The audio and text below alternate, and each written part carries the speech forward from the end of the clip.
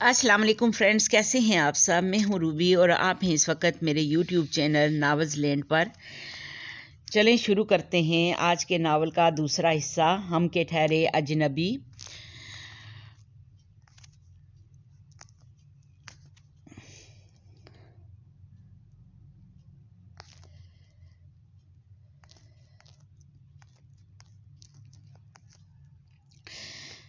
تابی، کیا تمہیں نہیں لگتا کہ تم 5 سال پہلے والی غلطی پھر دہرا رہی ہو؟ بس فرق صرف اتنا ہے کہ 5 سال پہلے تم نے خود کو مجھ سے دور کر کے گہرے دکھ سے ہمکنار کیا تھا، لیکن آپ 5 سال کے بعد تم زویا کو مجھ سے دور کر کے ایک مرتبہ پھر میرا ہی نقصان کر رہی ہو۔ اس کے شکوے پر تبسم رحمان کچھ کہنے کے قابل نہیں رہی تھی۔ بہت سے لمحے خاموشی کی نظر ہو گئے۔ کچھ دیر بعد شاید وہ خود کو کچھ کہنے کے قابل کر پائی۔ ایم سوری سعد، میں کل اپنا سامان باندھ کر یہاں سے رخصت ہو جاؤں گی، کیونکہ تمہاری خوشی سے بڑھ کر مجھے اور کچھ عزیز نہیں، خود اپنی خوشی بھی نہیں۔ سعد جانتا تھا کہ اس بات جو کچھ کہہ رہی ہے بالکل دل سے کہہ رہی ہے۔ تبھی آپ نے آنسو پونچھ کر ایک گہری سانس خشک فضا کے سپرد کرتے ہوئے شکستہ لہجے میں بولا، تم اب اس گھر سے کہیں نہیں جاؤ گی تابی، اس میں میری خوشی ہے۔ تبسم نے چونک کر اس کے گھٹنوں سے سر اٹھاتے ہوئے اس کی طرف دیکھا، جو اب لبوں پر ایک پھیکی سی مسکراہٹ سجائے اس کی طرف دیکھ رہا تھا۔ اگلی صبح ناشتے کی ٹیبل پر اس کی طبیعت ایک دم فریش تھی۔ چونکہ چھٹی کا دن تھا لہٰذا ناشتے سے فارغ ہو کر وہ دونوں علی اور طلحہ کو ساتھ لیے سرسبز لان میں آگے۔ پاپا، آج موسم کتنا اچھا ہو رہا ہے، کیا خیال ہے آؤٹنگ کے لیے چلیں؟ اس کو خوش دے کر علی نے ایک لمحے میں اپنی فرمائش کر دی۔ جواب میں وہ اس بات میں سر ہلاتے ہوئے بولا، کیوں نہیں، لیکن کہاں چلیں گے؟ اس کا فیصلہ آپ کی تبسم آنٹی کریں گی۔ میرا خیال ہے آج ساحل سمندر کی سیر کی جائے تو بہت اچھا رہے گا۔ بیاد مسرور ہو کر سوچتے ہوئے اس نے اپنی رائے پیش کی تو علی خوشی سے اچھل پڑا۔ تھینک یو تبو آنٹی، میرا دل بھی ساحل سمندر پر جانے کے لیے مچل رہا تھا۔ تبسم چونکہ پہلے اس کی مرضی جانتی تھی لہٰذا جان بوجھ کر اس نے ساحل سمندر کا نام لیا۔ اس کی اس فرمائش پر سعد کے چہرے سے چھلکنے والی مسرت بھی قابل اطمینان تھی۔ ابھی ان کا پروگرام طے ہو رہا تھا کہ زویا فریش ہو کر لان میں سیدھی ان کی طرف چلی آئی۔ السلام علیکم، کیا ہو رہا ہے بھائی؟ میں تو اندر تم سب کو موجود نہ پا کر ڈر ہی گئی تھی۔ سعد اسے قریب بیٹھتے دیکھ کر لب بیچ چکا تھا۔ تبسم نے مسکراتے ہوئے اسے باخبر کرنا ضروری سمجھا، آج موسم بہت اچھا ہے زویا، اس لیے ہم نے پروگرام بنایا آج ساحل سمندر کی سیر کی جائے۔ ویری گڈ، پروگرام تو بہت اچھا ہے، لیکن سوری میں تمہارے ساتھ نہیں جا سکوں گی کیونکہ آج ایک بہت اہم میٹنگ ہے ہماری، وہی اس کا شاہانہ انداز جس پر ساتھ جل کر یہ تو رہ گیا۔ محترمہ، یہاں آپ کو صرف مطلع کیا جا رہا ہے، ساتھ چلنے کی دعوت نہیں دی جا رہی۔ آپ خواہ مخواہ ایکسکیوز کرنے کی کوئی ضرورت نہیں، سعد نے کہا تو زویا اس کے انداز پر خاصی حیران ہوئی۔ تاہم اگلے ہی پل وہ آہستہ سے سر جھٹک کر مسکراتے ہوئے بولی، اوکے، اتنی مرچیں کیوں چھپا رہے ہیں آپ؟ بہرحال طلحہ کو ساتھ لے جانے کی ضرورت نہیں، موسم خاصا سرد ہے، خواہ مخواہ بیمار پڑ جائے گا۔ وہ آپ کا درد سر نہیں ہے، آپ صرف اپنی پرواہ کیجیے، اپنے بچوں کے معاملے میں میں آپ سے زیادہ ذمہ دار ہوں، اوکے؟ اندر کا غبار کسی طور کم نہیں ہو رہا تھا۔ اسے سخت درستگی سے ایک طرف کرتے ہوئے وہ اگلے ہی پل تبسم سے بولا، تابی میں گاڑی باہر نکالتا ہوں، تب تک تم بچوں کی ڈریس چینج کرو، کم آن ہری اپ۔ زویا طلال کے لیے یہ دوسرا جھٹکا تھا۔ کہاں تو وہ اس کا نام سننا گوارا نہیں کرتا، کہاں اب خود اتنے پیار سے پکار رہا تھا کہ وہ چکرا کر آئے گی۔ اگلے 15 منٹ میں وہ لوگ گھر سے باہر نکل چکے تھے، جبکہ زویا طلال ابھی تک وہی بیٹھی انہیں جاتا ہوا دیکھ رہی تھی۔ یہ کیا ہو رہا ہے میرے گھر میں، میری ہی ناک تلے یہ کون سا کھیل کھیلا جا رہا ہے؟ وہ سوچنا نہیں چاہتی تھی مگر پھر بھی دیر تک سوچتی رہی۔ اسی روز شام میں وہ سب لاؤنج میں بیٹھے ٹی وی دیکھ رہے تھے جب اچانک چینل بدلتے ہوئے سعد نے ایک چینل پر سرچنگ روک دی۔ ٹی وی پر زویا طلال کا ڈرامہ آن ایئر جا رہا تھا۔ اپنی خود ساختہ مصروفیات کی آڑ میں وہ یہ کام سر انجام دے رہی تھی، سعد کے وہم و گمان میں بھی نہیں تھا۔ طلحہ اور علی دونوں کی نظریں بھی ٹی وی اسکرین پر جمی تھی۔ زویا کے اسکرین پر آتے ہی وہ دونوں ایک ساتھ چلا اٹھے، پاپا دیکھیے ٹی وی پر ممی آ رہی ہیں۔ سعد نے چونک کر ان کی طرف دیکھا، پھر فوراً ٹی وی آف کرتے ہوئے مدھم لہجے میں بولا، وہ آپ کی ممی نہیں ہے بیٹے، آپ کی ممی کی کوئی عام شکل ہے، آپ تبو آنٹی کے ساتھ اپنے کمرے میں جاؤ، یا آپ کو اچھی اچھی کہانیاں سنائیں گی۔ علی تو کہانیوں کے لالچ میں فوراً تبسم کے قریب ہو گیا، جبکہ طلحہ کو زویا نے فوراً اپنے بازو میں بال لیا۔ بچوں سے جھوٹ کیوں بول رہے ہیں آپ؟ ان کو بھی پتہ ہونا چاہیے کہ ان کی ماں کتنی مشہور ہے۔ شٹ اپ، ایک بے حیا عورت میرے بچوں کی ماں نہیں ہو سکتی، اور نہ ہی میں ان کے ذہن میں کبھی یہ تصور پنپنے دوں گا۔ سنا تم نے؟ مکمل قوت سے خلق کے بل چلاتے ہوئے واپس سے باہر ہو گیا۔ تبسم فوراً اسے سنبھال کر اس کے علیحدہ اسٹڈی روم کی طرف لے آئی۔ زویا طلال کھلی آنکھوں سے یہ سب دیکھ رہی تھی، مگر اس کا ذہن صحیح طور سے کام نہیں کر رہا تھا۔ رات بھر سعد اور تبسم کے متعلق سوچتے وہ ٹھیک سے سو بھی نہیں سکی۔ صبح اس کی کوئی خاص مصروفیات نہیں تھی، لہٰذا وہ جلدی بستر سے نکل کر فریش ہونے کے بعد کمرے سے باہر آئی، مگر باہر جو منظر دیکھنے کے وہ ملا وہ اسے حیران کر دینے کو کافی تھا۔ نگاہوں کے کچھ فاصلے پر کھڑی تبسم رحمان سعد کی شرٹ کے گریبان کا بٹن لگا رہی تھی، جبکہ وہ نگاہوں میں دنیا جان کی محبت سموئے عجیب الہانہ انداز میں مسکرا کر اس کی طرف دیکھ رہا تھا۔ صرف ایک لمحے کی بات تھی، مگر اس ایک لمحے میں اسے اپنا سانس ٹوٹتا ہوا محسوس ہوا۔ پچھلے 15-20 دنوں سے گھر میں کسی کو اس کے وجود سے دلچسپی نہیں رہی تھی۔ وہ کیا کرتی ہے، کہاں جاتی ہے، کب آتی ہے، کسی کو پرواہ نہیں رہی تھی، یہاں تک کہ اس کے اپنے بچوں کو بھی نہیں۔ کتنی ہوشیاری کے ساتھ تبسم نے اسے پیچھے کر کے آہستہ آہستہ اپنی جگہ بنا لی تھی۔ یک لخت اسے اپنا دل ڈوبتا ہوا محسوس ہو رہا تھا۔ سعد کے کردار اور تبسم کے خلوص پر شک کرنے کا سوال ہی پیدا نہیں ہوتا تھا، کیونکہ سعد نے تبسم کو پناہ دینے کی جس قدر مخالفت کی تھی وہ اس سے یہ خوبی واقف تھی۔ پھر خود تبسم کے مردوں کے خلاف بیانات بھی اسے کچھ غلط سوچنے نہیں دے رہے تھے۔ وہ اس سے کوئی جھگڑا یا گلہ کرنے کی پوزیشن میں نہیں تھی، کیونکہ وہ سب کچھ اسی کا کیا دھرا تھا۔ اپنی ساری ذمہ داریاں تبسم کو سونپ کر آزادی پانے کی جدوجہد اسی نے کی تھی۔ پھر اب گلہ کس سے کرتی؟ اپنے طریقے سے شاید سب کچھ ہو رہا تھا، مگر اب بھی جو عکس وہ سعد کی آنکھوں میں دیکھ کر آئی تھی وہ فراموش کرنے کے قابل نہیں تھا۔ سعد کب کا آفس جا چکا تھا، علی بھی اسکول جا چکا تھا۔ گھر میں اچانک ہی غیر محسوسی خاموشی بکھر کر رہ گئی۔ زویا بستر پر کروٹیں بدلتے بدلتے تھک گئی تو اٹھ کر کمرے سے باہر چلی آئی۔ تبسم اس وقت کچن میں برتن دھو رہی تھی، جبکہ 1.5 سالہ سعد لاؤنج میں بیٹھا اپنے کھیل میں مشغول تھا۔ تبسم برتن سے فارغ ہو کر لاؤنج میں آئی تو زویا کو وہی بیٹھے دیکھ کر حیرانگی سے بولی، ارے آج تم شوٹنگ پر نہیں جا رہی، خیریت؟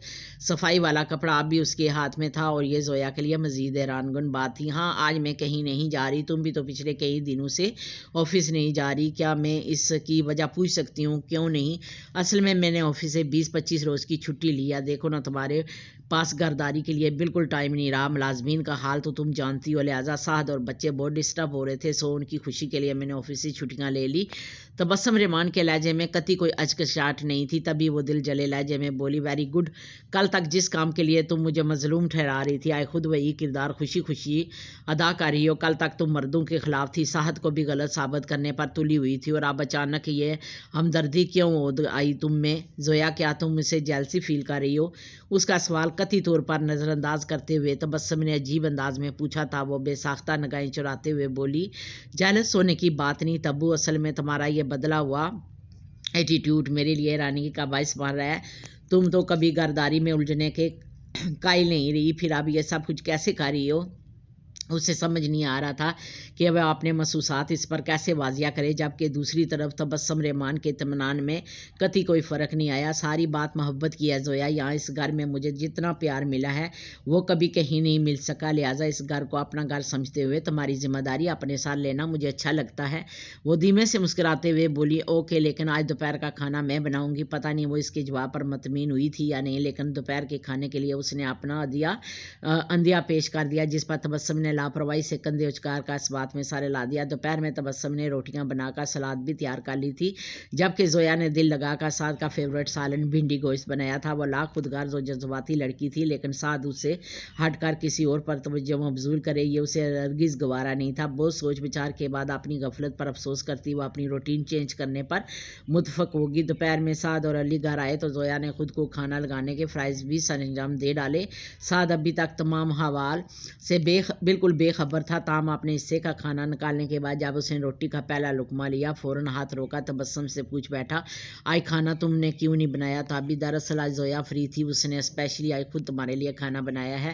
زویا کے کچھ کہنے سے قبل تبسم نے وضاحت کی تو وہ فوراً اپنی سیٹ کسکسا کر اٹھ کھڑا ہوا کہ چلو آج لنچ باہر کرتے ہیں، بہت دن ہوئے کسی ریسٹورینٹ کو اعزاز نہیں بخشا۔ کہنے کے ساتھ ہی وہ طلحہ کو باہوں میں سنبھال کر باہر کی طرف بڑھ گیا تو زویا شدید صدمے کیفیت میں اپنی جگہ بیٹھی رہ گئی۔ اس درجہ نفرت، اس قدر اہانت سعد اس کے ساتھ ایسا سلوک بھی کر سکتا ہے وہ سوچ بھی نہیں سکتی تھی۔ چلو زویا سعد کی فرمائش پر باہر ہی لنچ کر لیتے ہیں۔ تبسم اسے گم سم بیٹھے دیکھ کر آفر کرنا نہیں بھولی تھی، مگر اس نے فوراً انکار کر دیا، نہیں شکریہ، تم لوگ جاؤ، مجھے بالکل بھوک نہیں ہے۔ یہ کہہ کے وہ فوراً اپنے کمرے کی طرف بڑھ گئی۔ مجبوراً تبسم کو اسے اکیلے چھوڑ کر علی کے ساتھ باہر آنا پڑا۔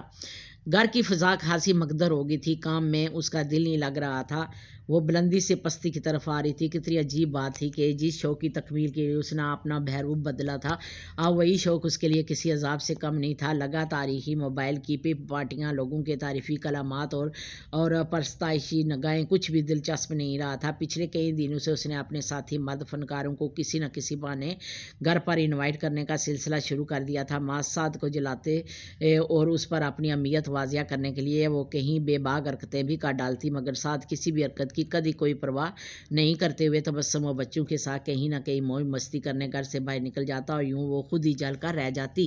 دونوں کے درمیان پچھلے 1-2 ماہ ایک عجیب سی سر جنگ شروع ہو چکی تھی۔ اس روز زویا سے مزید برداشت نہ ہو سکا تو وہ آرام سے تبسم کو کہہ بیٹھی، تبو میرے خیال سے تمہیں یہاں رہتے ہوئے کافی عرصہ ہو گیا، اب تو یقیناً تمہارا رہائش کا مسئلہ حل ہو گیا ہوگا، تم کب جا رہی ہو یہاں سے؟ کبھی نہیں، تبسم کے بجائے سعد نے جواب دیا، جس پر وہ خاصی حیرانگی سے چونک اٹھی۔ واٹ، یہ کیا کہہ رہے ہیں آپ؟ وہی کہہ رہا ہوں جو تم نے سنا ہے، میرے بچوں کو اور مجھے ایک عورت کی مکمل توجہ کی ضرورت ہے۔ اب تم نے تو اپنی مصروفیات کے باعث یہ فریضہ سر انجام دینے سے معذرت کر لیا ہے، لہٰذا تبسم اس گھر کو چھوڑ کر کہیں نہیں جا سکتی۔ سعد کے مضبوط لہجے میں آزاد سکون تھا۔ آپ بول رہے ہیں مسٹر سعد کہ میں آپ کی وائف ہوں، تبسم کو اس گھر میں لانے والی بھی میں ہی ہوں۔ وہ شدید بے چین ہو اٹھی تھی۔ بالکل درست کہہ رہی ہیں آپ، میں ویسے بھی آپ کے کسی عمل کو بھولنے کا قائل نہیں ہوں، البتہ آپ یہ بات بھول رہی ہیں زویا کہ یہ گھر میری مالکیت ہے، یہاں کسی کو بھی رکھنے نکالنے کا اختیار صرف مجھے ہے، آپ کو نہیں۔ اوکے، انگارے چھپاتا اس کا جنبی لہجہ زویا طلال کے تن من میں ایک عجیب سی آگ لگا گیا۔ شدید غصے کے باعث اس کے چہرے پر گہری سرخی امڑ آئی۔ وہ اپنی جگہ سے اٹھتے ہوئے بولی، اوکے، اگر ایسی بات ہے تو میں اس گھر سے نکل جاتی ہوں، کیونکہ میں اپنا حق کسی دوسری عورت کے ساتھ شیئر نہیں کر سکتی، خواہ وہ عورت میری عزیز ترین دوست ہی کیوں نہ ہو۔ ویری گڈ، بہت اچھے خیالات ہیں آپ کے، میں ڈرائیور کو کہہ دیتا ہوں جب جہاں جی چاہے آپ جا سکتی ہیں۔ اسے سرتاپا پیر سلکانے میں وہ کوئی کسر باقی نہیں رکھ رہا تھا۔ زویا کی آنکھیں اس کی اس درجہ سنگ دلی پر آنسو سے بھر آئی۔ تبسم جو اب تک خاموشی سے تمام صورتحال کا جائزہ لے رہی تھی، مزید خاموش نہ رہ سکتی۔ تم کہیں نہیں جاؤ گی زویا، یہ گھر تمہارا ہے، تمہیں اسی گھر میں اپنے شوہر اور بچوں کے ساتھ ہمیشہ رہنا ہے۔ نہیں تابی، اگر تم میری مرضی کے خلاف یہ گھر چھوڑ کر گئی تو یاد رکھو میں خود بھی اس گھر کی دہلیز پر کبھی قدم نہیں رکھوں گا۔ بات اگر بڑھ سی گئی تھی تو سعد نے بھی غصہ دکھانا ضروری سمجھ لیا تھا۔ تم پاگل ہو گئے ہو سعد، زویا بیوی ہے تمہاری، ہاں معلوم ہے مجھے، لیکن اب مجھے تمہارا ساتھ درکار ہے۔ بولو، شادی کرو گی مجھ سے؟ دڑ دڑ دڑ ایک دم ساتو آسمان جیسے زویا طلال کے سر پر آن گرے تھے۔ قطعی بے یقینی کے انداز میں پھٹی پھٹی نگاہوں سے منہ پر ہاتھ رکھے وہ سعد درانی کی طرف دیکھ رہی تھی، جو اب اسے قطعی نظر انداز کیے تبسم رحمان کے سامنے کھڑا کہہ رہا تھا، کیا تم ایک مرتبہ پھر اپنی محبت سے دستبردار ہو جاؤ گی؟ تابی، پھر سے چھوڑ کر چلی جاؤ گی مجھے؟ پلیز ایسا مت کرنا، دیکھو اب تو میرے بچے بھی تم سے اٹیچڈ ہو گئے ہیں، انہیں اب زویا کی نہیں تمہارے ساتھ کی طلب ہے، انہیں اپنی جدائی کا درد مت دینا پلیز، تم کہو گی تو میں ابھی اور اسی وقت زویا کو طلاق دے دوں گا۔ یہ کیا کہہ رہا تھا وہ؟ کیسی پشیدہ محبت کی داستان بیان کر رہا تھا؟ زویا طلال کو لگا جیسے اس کی سماعتیں بے جان ہو گئی ہیں، سینے میں زندگی کا احساس دلا تعدل جیسے رک گیا ہو، مزید اس کا ایک لفظ بھی سننا اس کے لیے ممکن نہیں رہا تھا۔ وہ تیزی سے سر چکراتا ہوا وہی نیچے زمین پر بیٹھتی چلی گئی۔ اس کی آنکھوں میں رات اترے جب صرف میرا ہی چہرہ جلتا ہو، کوئی گوہر شناس ہو ایسا کہ گہرے پانی سے جو نہ ڈرتا ہو، گھر کے آنگن میں ایک دروازہ صرف باہر کی سمت کھلتا ہو، وہ بھی میری تلاش میں نکلے اور میری طرح اکیلا ہو۔ پورے 3 گھنٹے بھی ہوش رہنے کے بعد وہ ہوش کی دنیا میں واپس آئی تو کمرے میں سوائے تبسم کے کوئی اس کے پاس نہیں تھا۔ اس کا دل پھر درد کے پتال میں ڈوب کر ابھرا۔ تبسم نے اسے ہوش میں آتے دیکھ کر فوراً لپک کر اس کی طرف چلی آئی۔ اب کیسی طبیعت ہے زویا؟ ٹھیک ہوں، لبالب آنسو سے لبریز آنکھوں پھر سے بند کر کے بہت آہستہ سے اس نے کہا تھا۔ تب تبسم کچھ لمحے خاموش رہ کر گہری سوچ میں ڈوبنے کے بعد اسے پیار سے مخاطب کرتے بولی، دیکھو زویا، تمہارے اور سعد کے بیچ پلیز فار گیٹ سیک تبو لیو الون، میں تم سے کسی بھی موضوع پر بات نہیں کرنا چاہتی۔ اس کا انداز اتنا روڈ تھا کہ تبسم کو پھر بھی کہنے کی ہمت نہ ہو سکی۔ تب اسے اپنا خیال رکھنے کی تلقین کرتی وہ آہستہ سے اس کے کمرے سے باہر نکل آئی۔ تبسم کے جانے کے بعد ایک مرتبہ پھر اس کے آنسو رواں ہو گئے۔ اپنے شوہر اور بچوں کی بے وفائی کے متعلق سوچتے ہی اس کے سانس گھٹنے لگتی تھی۔ پچھلے 5 سال میں اس نے کتنی بے شمار محبتیں ان تینوں پر نچھاور کی تھی، اپنے آپ کو فراموش کر کے ان سب کی خوشی کا خیال رکھا تھا، لیکن اب محض چند دنوں کی لاپرواہی نے ان تینوں کو اس سے کس قدر دور کر دیا تھا۔ کیا عورت اپنے اختیار سے زندگی بسر نہیں کر سکتی؟ اس وقت اس کا من چاہ رہا تھا کہ وہ چیخ چیخ کر روئے، اپنی بے بسی، اپنی بے قدری کا ماتم کرے، साद का गिरबान पकड़कर उससे पूछे कि मैं चंद ही दिनों में वो इसे फरामोश करके तबस्सुम का दीवाना क्यों हो गया, ऐसा क्या हो गया उन दोनों के बीच कि वह लम्हों में तबस्सुम के लिए उसे तलाक देने पर तैयार हो गया। जितना वो सोचती जा रही थी इतना ही उसके हिसाब पर दबाव बढ़ता जा रहा था। पिछले कई रोज़ से उसके बेटू ने उससे कोई फरमाइश कोई शिकायत नहीं की थी और वो उसकी तरफ से कितनी गाफिल हो रही थी। अपने घर वालों के बदलते रवैयों का इसे बिल्कुल एहसास नहीं हो सका। उस वक्त जाने कैसे वो हिम्मत करके अपने बिस्तर से उठते हुए आईने में उसका अपना अक्स तो नहीं था, हाँ तो कोई और जोया तलाल खड़ी थी जिसके चेहरे पर गहरी स्याही बिखरी हुई थी। कटे हुए कट बोल्डर कट बाल तरशी हुई भूख चेहरे पर थोपे हुए गहरे मेकअप की ताऊ में वो सादा सी जोया तलाल तो कहीं दब कर रह गई थी कि जिसे शाह दुरानी ने खुद अपनी मर्जी से अपनी ज़िंदगी में शामिल किया था। क्या हो गया था उसे? आज़ादी की तितली के पीछे भागते हुए वह अपना आप पीछे छोड़ आई थी। वो करार व दिल्ली खुशी व सुकून जो इससे पहले हासिल था अब कहाँ खो गया? अपनी मनपसंद ज़िंदगी बसर करने के बावजूद ये बेचैनी क्यों उसके रग और बे में सरायत कर गई थी? पहले उसे साहत की बेजार रोक टोक सख्त ज़हर लगती थी, लेकिन अब वो उसकी इसी रोक टोक अपनायत के लिए तरस रही थी। किस कदर नादानी का मुजाहरा किया था उसने। वो समझती थी वो घर की चारदीवारी में खुद को मकीद रख कर अपनी ज़ात पर जुल्म कर रही है, अपने अंदर मौजूद टैलेंट को ज़ाया कर रही है, बला वजह साद दुरानी का हर हुक्म मान कर अपना वकार मजरू कर रही है। लेकिन अब तो आप ही आप आ गई के दरवा होते चले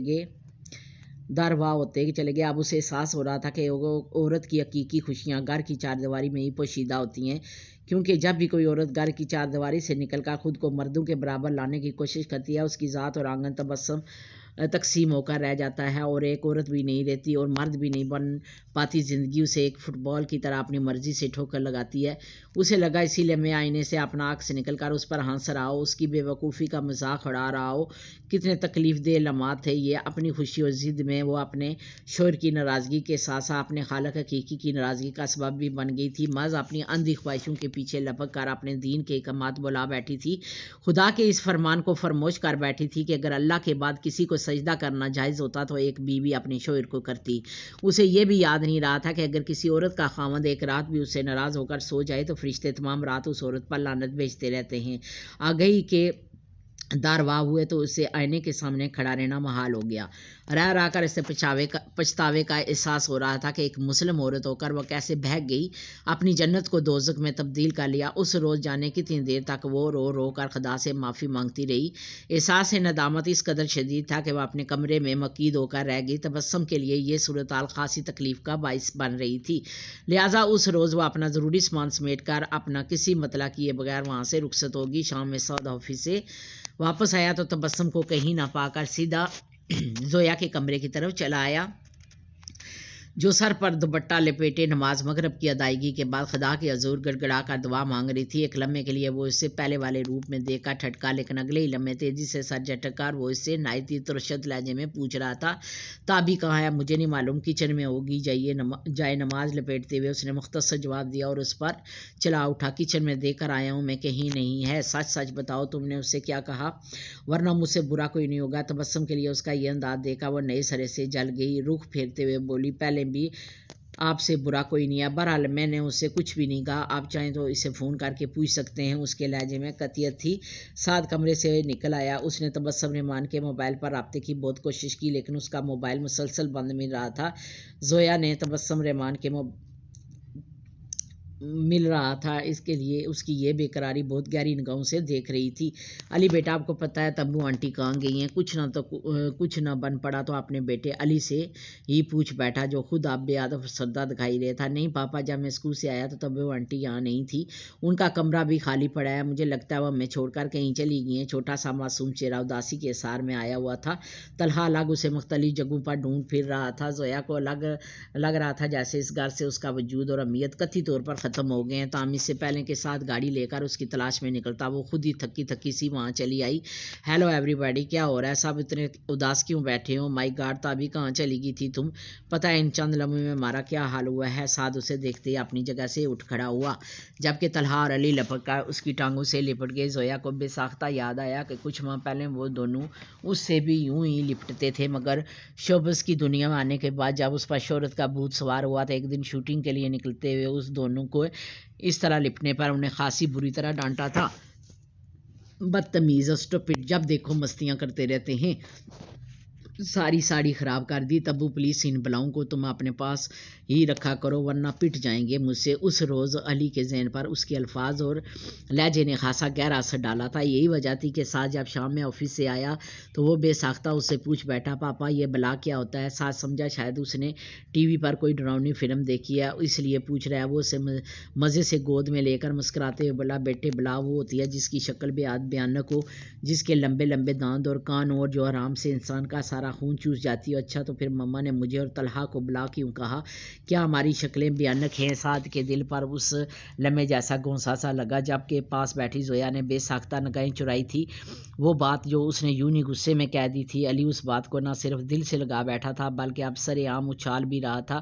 آپ مما کو تنگ نہ کیا کرو بیٹے، لاڈ دکھانے ہوں تو تب بھی وہ آنٹی کے پاس آ جایا کرو، یہ آپ کو بلا نہیں کہیں گی۔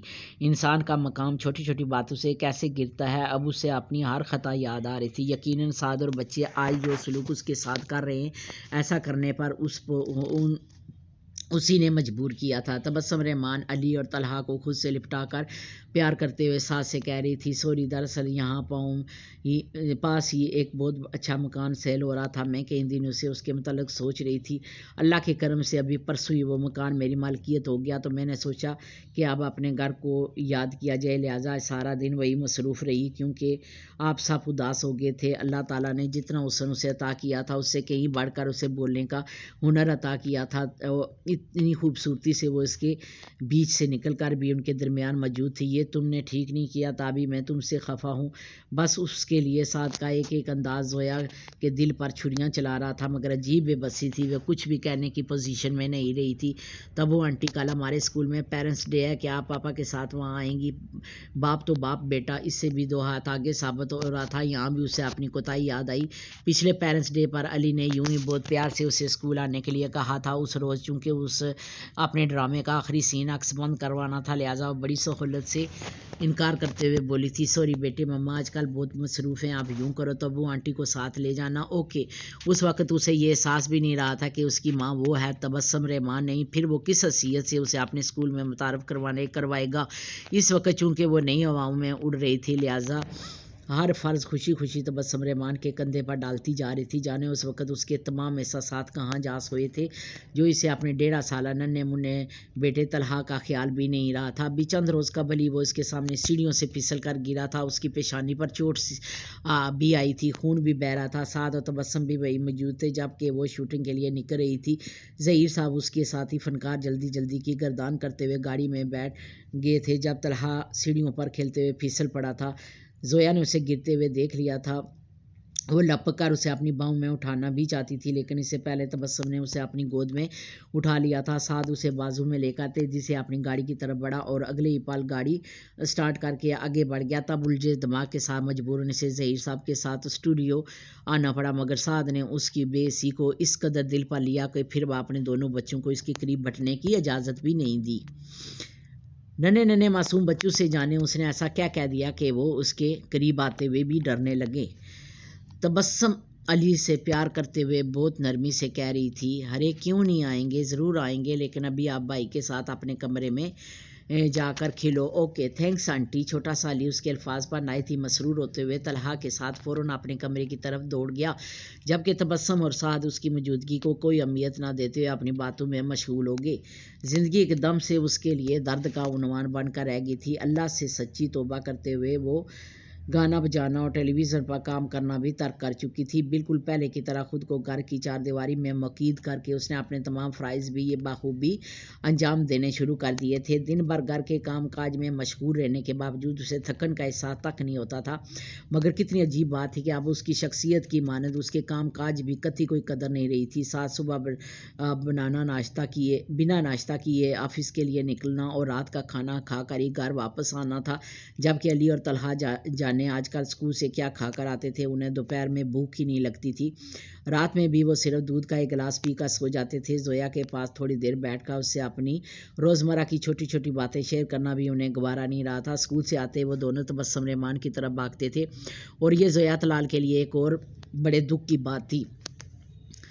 3-4 روز تک وہ بڑے صبر کا مظاہرہ کرتی رہی لیکن یہ صبر دیر پا قائم نہیں رہ سکا۔ اس روز جب بچے اسکول سے آ کر فریش ہونے کے بعد تبسم کی طرف جانے لگے تو زویا نے زبردستی دونوں کو روک کر اپنے پاس بٹھا لیا۔ طلحہ تو اس زبردستی پر باقاعدہ بین بجانے لگا تھا، جبکہ علی کے چہرے پر بیزاری بکھر گئی تھی۔ کہاں جا رہے ہو تم دونوں؟ طلحہ کے رونے کی پرواہ کیے بغیر اس نے کردی درستگی سے پوچھا۔ تبو آنٹی کے پاس، وہ ہمارا انتظار کر رہی ہیں، علی اسے جواب دیتے ہوئے بولا۔ کیوں؟ فوراً اسے پیشتر اس نے پھر پوچھا۔ وہ طلحہ کی طرف دیکھتے ہوئے بولا، ہمیں ان کے ساتھ کھانا کھانا ہے، پاپا بھی وہی ہوتے ہیں، کھانے کے بعد وہ ہمیں مزے مزے کی کہانیاں سنائیں گی۔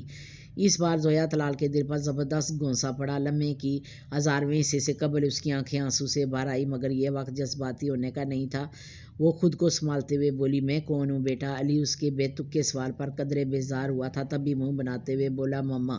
نہیں بیٹے، میں صرف آپ کی مما ہوں۔ اپنے بچوں کو جو پیار ایک ماں دے سکتی ہے وہ دوسرا کوئی اور رشتہ کبھی نہیں دے سکتا۔ طلحہ کو زبردستی اٹھا کر اس نے گود میں بھرتے ہوئے کہا۔ تب علی اپنے مخصوص انداز میں بولا، لیکن پاپا نے کہا تھا کہ ہم آپ کے قریب نہ آئیں ورنہ آپ ہمیں مار ڈالیں گی۔ وٹ! ایک مرتبہ پھر اس کے اعصاب کو شدید جھٹکا لگا۔ سعد اس کے متعلق ایسا بھی کہہ سکتا ہے؟ اس کے وہن و گمان میں بھی نہیں تھا۔ اس کے آنسو پلکوں کا بند توڑ کر گالوں پر ڈلک آئے۔ بس درجہ محبت کے ساتھ اس نے علی کو بازو تھام کر اس کی پیشانی پر اپنا ممتا بھرا بوسہ ثبت کیا تھا۔ علی میری جان، کیا کوئی ماں اپنے بچوں کو مار سکتی ہے؟ دکھ کی شدت سے اس کی آواز گھٹ رہی تھی۔ علی نگاہیں چراتے ہوئے بولا، ہمیں پاپا نے کہا تھا کہ انہوں نے کہا تھا کہ آپ پہلی والی ممی نہیں رہی ہیں، بدل گئی ہیں، اور یہ بھی کہا تھا کہ آپ پر کسی جن بوت کا سایہ ہو گیا، لہٰذا ہمیں آپ کے قریب نہیں جانا چاہیے۔ آج ساری بات کھل کر اس کے سامنے آ گئی تھی۔ وہ کافی دیر تک ان دونوں کو اپنے ساتھ لگائے بلک بلک کر روتی رہی۔ طلحہ اب اسے روتے دیکھ کر چپ ہو گیا تھا، جبکہ علی کی سمجھ میں کچھ نہیں آ رہا تھا کہ وہ اپنی روتی ہوئی مما کو چپ کیسے کروائے۔ آئی love you beta, I love you so مچ، پاگلوں کی طرح ان دونوں کو چومتے ہوئے اس نے کہا تھا۔ پھر فوراً ہی اپنے آنسو خشک کرتے ہوئے بولی، آج کے بعد آپ اپنے گھر کھانا کھائیں گے اور آج آپ کو مزے مزے کی کہانیاں بھی آپ کی ماما ہی سنائے گی۔ اوکے اوکے، لیکن تبو آنٹی بہت مزے کی کہانیاں سناتی ہیں۔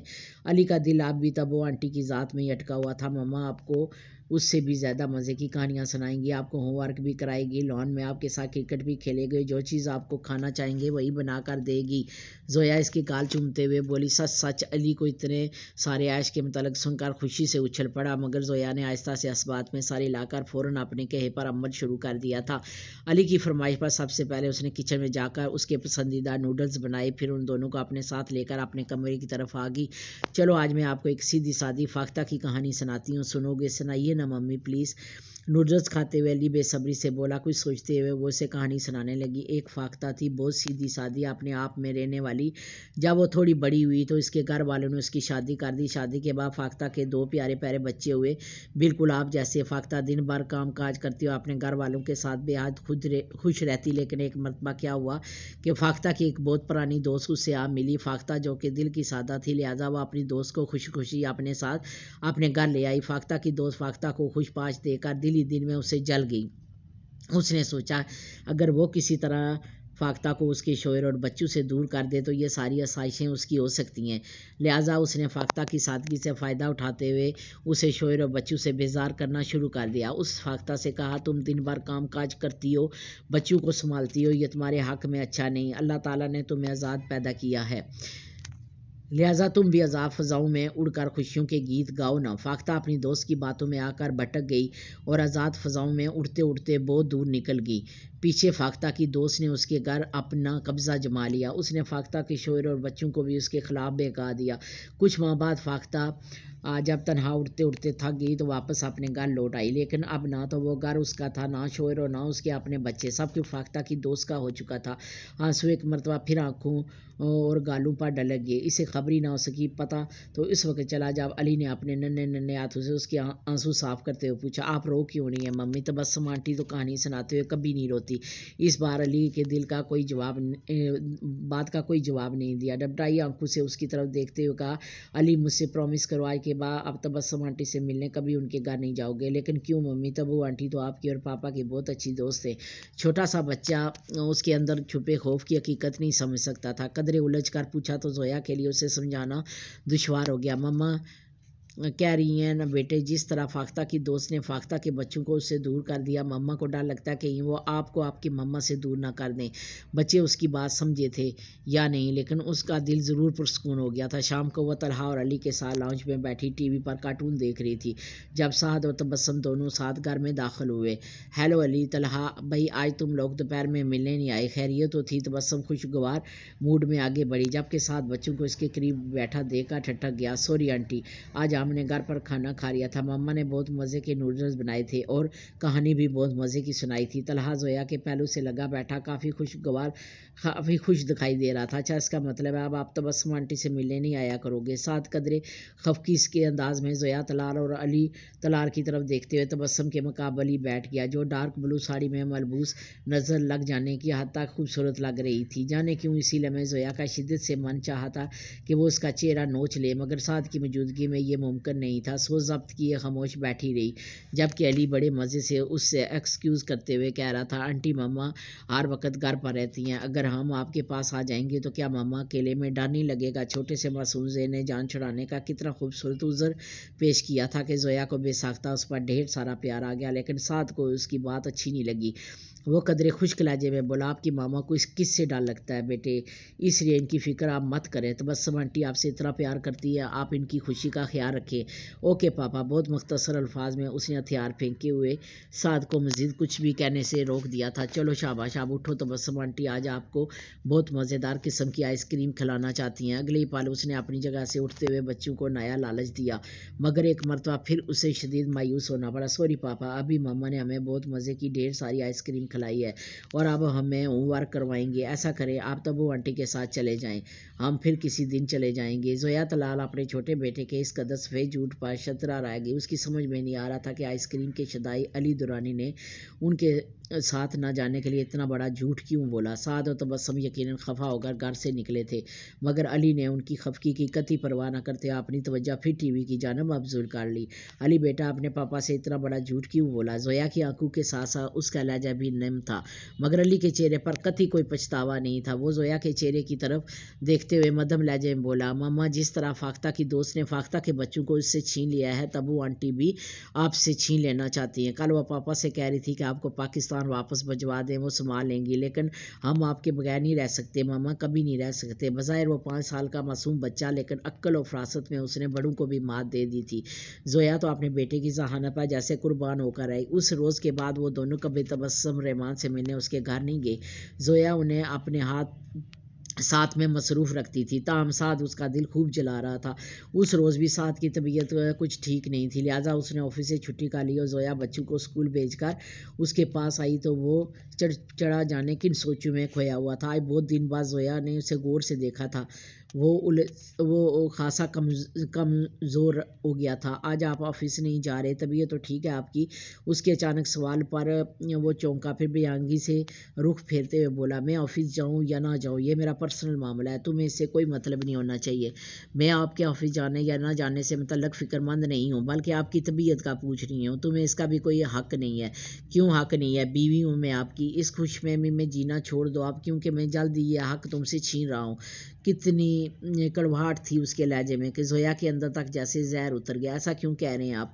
مجھے اپنی غلطی کا احساس ہو گیا، میں اپنے کیے پر شرمندہ ہوں، آپ پلیز یہ کھیل ختم کر دیجیے۔ برداشت کے ساتھ ساتھ جیسے زویا کا ضبط بھی جواب دیتا جا رہا تھا، آنکھوں میں آنسو آ گئے، مگر سعد نے ایک مرتبہ پھر اس کے آنسو کی قطعی کوئی پرواہ نہیں کی۔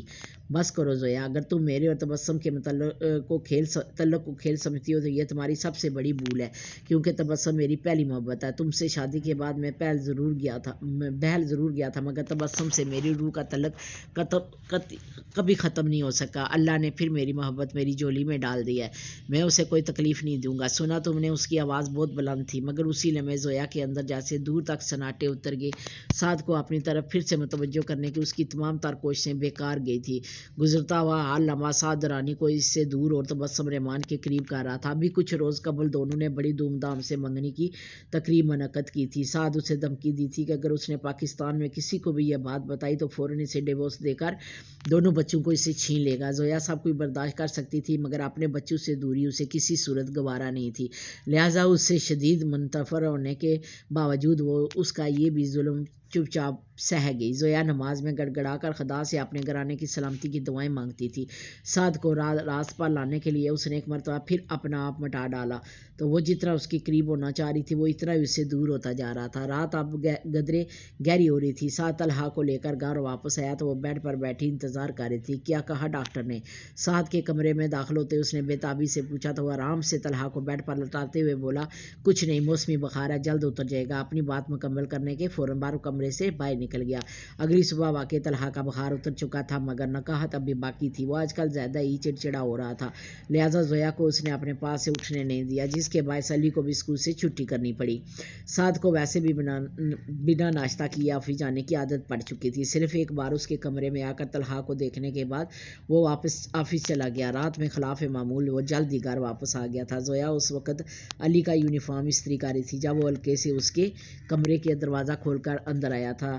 طلحہ کا بخار کیسا ہے؟ اب ٹھیک ہے، دوبارہ نہیں ہوا؟ اوکے، تم ایسا کرو کہ اپنا تمام ضروری سامان پیک کر لو، کل صبح تمہیں پاکستان جانا ہے۔ واٹ؟ لیکن کیوں؟ اس کی اچانک اطلاع پر واقعہ وہ بے حد پریشان ہو گئی تھی۔ تاہم سعد نے صرف ایک سرسری سی انداز میں اس کی طرف دیکھتے ہوئے نارمل لہجے میں کہا، میں نے کوئی انہونی بات نہیں کی۔ وہاں پاکستان میں ممی پاپا بچوں کے لیے بہت اداس ہو رہے ہیں، پھر ممی کی طبیعت بھی ٹھیک نہیں رہتی۔ جنید بھائی اور افزا عمرہ کرنے گئے ہیں، ایسے وقت میں ان کی خدمت کرنا تمہارا فرض بنتا ہے۔ صرف میرا فرض؟ سعد، آپ کے تمام فرائض معاف ہو گئے ہیں کیا؟ وہ اس سے گلہ کرنا نہیں چاہتی تھی مگر کر بیٹھی تھی۔ میں فضول بکواس سننے کا عادی نہیں ہوں۔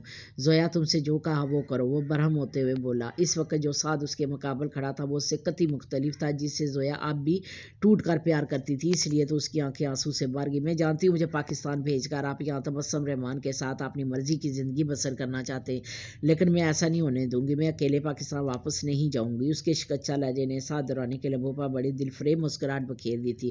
امیزنگ! آپ شاید بھول رہی ہیں کہ مس زویا طلال کی ابھی کچھ ماہ بیشتر اپنی من پسند زندگی بسر کرنے کے لیے آپ نے مجھ سے طلاق کا مطالبہ کیا تھا۔ آپ نے اپنی تمام تربیت سے یہ ثابت کر دیا تھا کہ آپ کے لیے میری ذات، میرا مان اور میری محبت کوئی اہمیت نہیں رکھتی، لہٰذا آج میں بھی آپ کا کردار دہرا رہا ہوں۔ ہر لمحے پھول برسانے والے لب یوں لہولان بھی کر سکتے ہیں۔ زویا کو اب محسوس ہو رہا تھا اس کی نسوانیت کے وقار کو جیسے شدید دھچکا لگا تھا۔ وہ خود کو بکھرنے سے بچاتے ہوئے بولی، بس کرو سعد، جان چکی ہوں میں آپ کی اصلیت، میں ہی غلط تھی، سارا قصور میرا ہے۔ میں نے دنیا کے تمام مردوں سے مختلف جانا تھا، آپ کو غرور کرتی تھی، میں آپ کی پرسائی پر اندھی ہو گئی تھی، آپ کی محبت میں آپ کی پرسائی پر اندھی ہو گئی تھی، آپ کی محبت میں طبی تبسم کی باتوں پر یقین نہیں کر سکی۔ صبح کہتی تھی وہ آپ کی صحیح کہتی تھی، وہ آپ کی صنف سے وفا کی امید رکھنا سب سے بڑی حماقت ہے۔ بے وقوف تھی میں جو اپنی سادگی کے باعث آپ دونوں کے ہاتھوں خوشی خوشی برباد ہوتی رہی۔ ہانسو کی روانی میں مزید شدت آ گئی تھی مگر اس نے اپنی آواز کا گلا نہیں گھونٹا۔ صحیح کہتے ہیں آپ، میرا ہی قصور ہے سارا، میں نے آپ دونوں کو سمجھ ہی نہیں پائی، میں ہی نادان تھی جو اس کے بہکاوے میں آ کر بھٹک گئی، لیکن غلطیاں انسانوں سے ہی ہوتی ہیں۔ سعد، میں مانتی ہوں میں آپ کے ساتھ اچھا نہیں کیا، میرا نہیں تو کم از کم اپنے بچوں کا خیال کر لیں، ان کے ذہنوں پر آپ کی اس حرکت سے کتنا برا اثر پڑے گا۔ اب میرے دل میں آپ کے لیے کوئی جگہ نہیں ہے، لہٰذا اب بہتری اسی میں ہے کہ آپ خاموشی سے پاکستان واپس چلی جائیں۔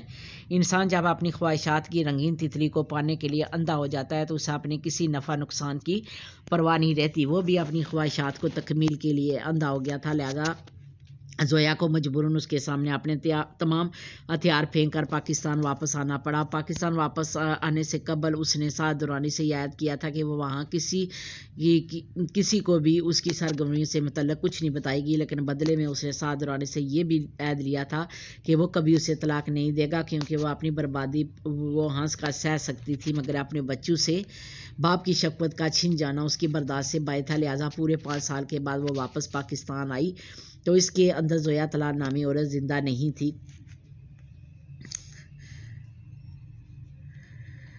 پاکستان میں سبھی نے اس کی واپسی کو تہ دل سے خوش آمدید کہا تھا۔ علی اور طلحہ بھی وہاں آ کر خاصے بھول گئے تھے، خود اس نے بھی اپنے پیاروں کی خوشی کے لیے اپنے لبوں پر ڈال کی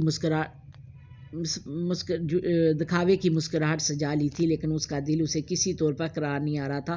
ساتھ سے دور آ کر اسے پتہ چلا تھا کہ وہ اس کی زندگی کے لیے کس قدر اہم ہے۔ اسے نہیں معلوم تھا کہ اپنی تھوڑی سی خوشیاں حاصل کرنے کی کوشش میں اتنے سارے غم گٹھے کا لیے، مگر پاکستان آنے کے بعد اس کے اندر ایک عجیب سا ٹھہراؤ آ گیا تھا۔ علی اور طلحہ کے ساتھ وقت گزارنے کے بعد اب آپ ذکر الہی کی طرف مائل ہو گئی تھی۔ دبئی سے سعد کا فون اکثر آتا رہتا تھا۔ ابھی پچھلے دنوں میں اس نے اطلاع دی تھی کہ وہ اور تبسم باقاعدہ شادی کے بندھن میں بند چکے ہیں، اور تب بھی اس کی آنکھیں جیسے پتھر ہو کر رہ گئی تھی۔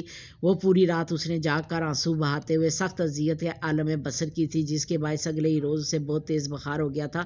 گھر میں سب اس کی تیمارداری کر رہے تھے، سعد کو بھی بتا دیا گیا تھا، لیکن اس نے ایک کال کر کے اس سے اس کا حال تک دریافت نہ کرنا گوارا نہیں کیا تھا۔ اپنی نئی زندگی میں مشغول ہو کر وہ ایسے بے حد مصروف ہو گیا تھا، لیکن نہ جانے کیوں زویا کو اس درجے بے نیازی سے شدید تکلیف پہنچی تھی۔ اس کی بے وفائی کے باوجود وہ اسے نفرت نہیں کر پا رہی تھی۔ چپکے چپکے بہت سے برس یوں ہی بیت گئے۔ علی سیکنڈ ایئر جبکہ طلحہ میٹر میں پہنچ گیا۔ گزرے ہوئے ان 8-10 برسوں کے دوران سعد نے صرف 2 بار مختصر مدت کے لیے پاکستان کا رخ کیا تھا۔ تبسم رحمان کو پا کر وہ نہ صرف زویا طلال کو فراموش کر بیٹھا تھا، بلکہ اپنے والدین کے حقوق اور بچوں کے فرائض سے بھی غافل ہو گیا تھا۔ قدرت نے تبسم رحمان کو اولاد جیسی انمول دولت سے محروم رکھا تھا، لہٰذا پچھلی بار جب وہ پاکستان آیا تو اس نے زویا سے تبسم کے لیے طلحہ کو مانگ لیا۔ وہ انکار کرنے کی پوزیشن میں نہیں تھی، مگر اس کے گھر والوں نے سعد کے اس فیصلے کی مخالفت کرتے ہوئے طلحہ کو پاکستان میں ہی تعلیم دلانے کا حکم سنا دیا، کیونکہ سعد نے طلحہ کو دبئی لے جانے کے لیے اس کی بہتر تعلیم کو ہی بہانہ بنایا تھا۔ بہرحال شاید یہ اس کی بدقسمتی تھی کہ اس دوران اس کے گھر والوں پر اس کی دوسری شادی کا بھید کھل گیا تھا۔ یہ سب تبسم رحمان کی کال کی وجہ سے ہوا تھا، مگر سعد نے اپنا سارا غصہ زویا پر نکالتے ہوئے اسے خوب سنائی تھی۔ گھر والے تو اس کے اس اقدام پر جیسے شندر رہ گئے تھے۔ طلال صاحب نے اس بات کو اتنا دل پر لیا کہ اپنی زندگی سے ہی ہاتھ دھو بیٹھے۔ پورے گھر پر ایک عجیب سا سوگواریت طاری ہوگی۔ جلال صاحب اور وجیہہ بیگم نے اس حادثے سے باہر نکلتے ہی سعد کو گھر سے نکال دیا۔ ساکہ بیگم الگ اپنے آپ میں سمٹ کر رہ گئی تھی۔ اپنے محبوب شوہر کی ناگہانی موت اور چہتی بیٹی کی بربادی نے ان کی آنکھوں میں ویرانی اتار دی تھی۔ جنید اور افضہ کی زندگی بھی اس حادثے کی وجہ سے خاصی ڈسٹرب ہو گئی تھی، جبکہ زویا تو جیسے زندہ رہنا ہی بھول گئی تھی۔ پچھلے 10-11 برسوں سے وہ محض سعد کی دوری کا سوگ بنا رہی تھی۔ اپنے حقیقی محسن سے دوری کا خیال تو کبھی اس کے ذہن میں آیا ہی نہیں تھا۔ اسے معلوم نہیں تھا کہ جو شخص اللہ پاک کی ذات سے لو لگا لیتا ہے، اللہ اس کی محبت دوسرے تمام لوگوں کے دلوں میں ڈال دیتا ہے، اور جو شخص اس مالک حقیقی کی ذات سے غفلت پڑتا ہے، اللہ اپنے دوسرے بندوں کو اس کی ذات سے غافل کر دیتا ہے۔ بے شک اللہ جسے چاہتا ہے اپنے قرب سے نوازتا ہے، جسے چاہتا ہے خود سے غافل کر دیتا ہے۔ پچھلے 10 برسوں میں بارہا اس نے دعائیں کی تھی، اے اللہ مجھے اپنا قرب نصیب فرما، میرے دل میں اپنی بے پناہ محبت ڈال دے، مجھے وہ عطا فرما دے جو میرے لیے بہتر ہے۔ اے اللہ میں تجھ سے محبت کرتی ہوں، اسی محبت کے صدقے میری محبت مجھے لوٹا دے۔ کبھی یہ سب نہیں کہا تھا اس نے، بے شک واقعی انسان بہت زیادہ خود غرض ہے۔ آنسو قطار در قطار اس کی پلکوں سے ٹوٹ ٹوٹ کر بکھر رہے تھے، اور ندامت کے احساس میں گری مسلسل خدا کے حضور ہاتھ پھیلائے سسکیاں بار رہی تھی۔ جس شخص نے اسے محض چند برس محبت دی تھی، وہ اسے پل پل یاد رکھے ہوئے تھی، اور جس پروردگار نے آج تک اسے اپنا کرم جاری کیا تھا، اسے یاد کرنے کی اسے فرصت نہیں مل سکی تھی۔ کیا دنیا کا کوئی دکھ، کوئی غم اس سے بڑھ کر ہو سکتا ہے کہ انسان اپنے معبود حقیقی سے غافل ہو جائے، اپنے بیدار کرنے اور پالنے والے کا شکر ادا کرنا بھول جائے؟ جس ذات نے علم و عقل سے نوازا، اسی ذات کو دنیا کے جھوٹے جلملوں میں الجھ کر پریشان کر دے۔ اسے خود پر حیرت ہو رہی تھی، وہ اس چیز کے لیے رو رہی تھی جس کا ساتھ صرف دنیا تک محدود تھا۔ ادھر سانسوں کا سلسلہ ٹوٹا اور سب کچھ ختم، جبکہ اسے تو ہر وقت ہر پل اس کے لیے رو کر خدا سے دعا مانگنی چاہیے تھی کہ جس میں اس کی حقیقی رجنات و راحت تھی، جس کا ساتھ دنیا اور آخرت دونوں میں سرخروئی کا باعث تھا، وہ بھی خدا سے سچی محبت، جس کے اصول کے بعد وہ واقع بے عدل کی پھلکی ہو کر رہ گئی تھی۔ اب اس کے دل میں کسی محبت کی کوئی طلب نہیں رہی تھی۔ اب اس کے لیے دعا میں اٹھے ہاتھ صرف ایک ہی چیز خدا کی طلب کرتے تھے، اس رب العزت کا کرب اور رحم، اور بے شک اس بار اس کی تمام تر دعائیں مقبول ہوگی۔ اللہ نے اسے اپنے کرب سے نواز دینا کہ نفع نقصان سے بے نیاز کر دیا۔ بلا شبہ وہ اس پر بے حد مسرور تھی۔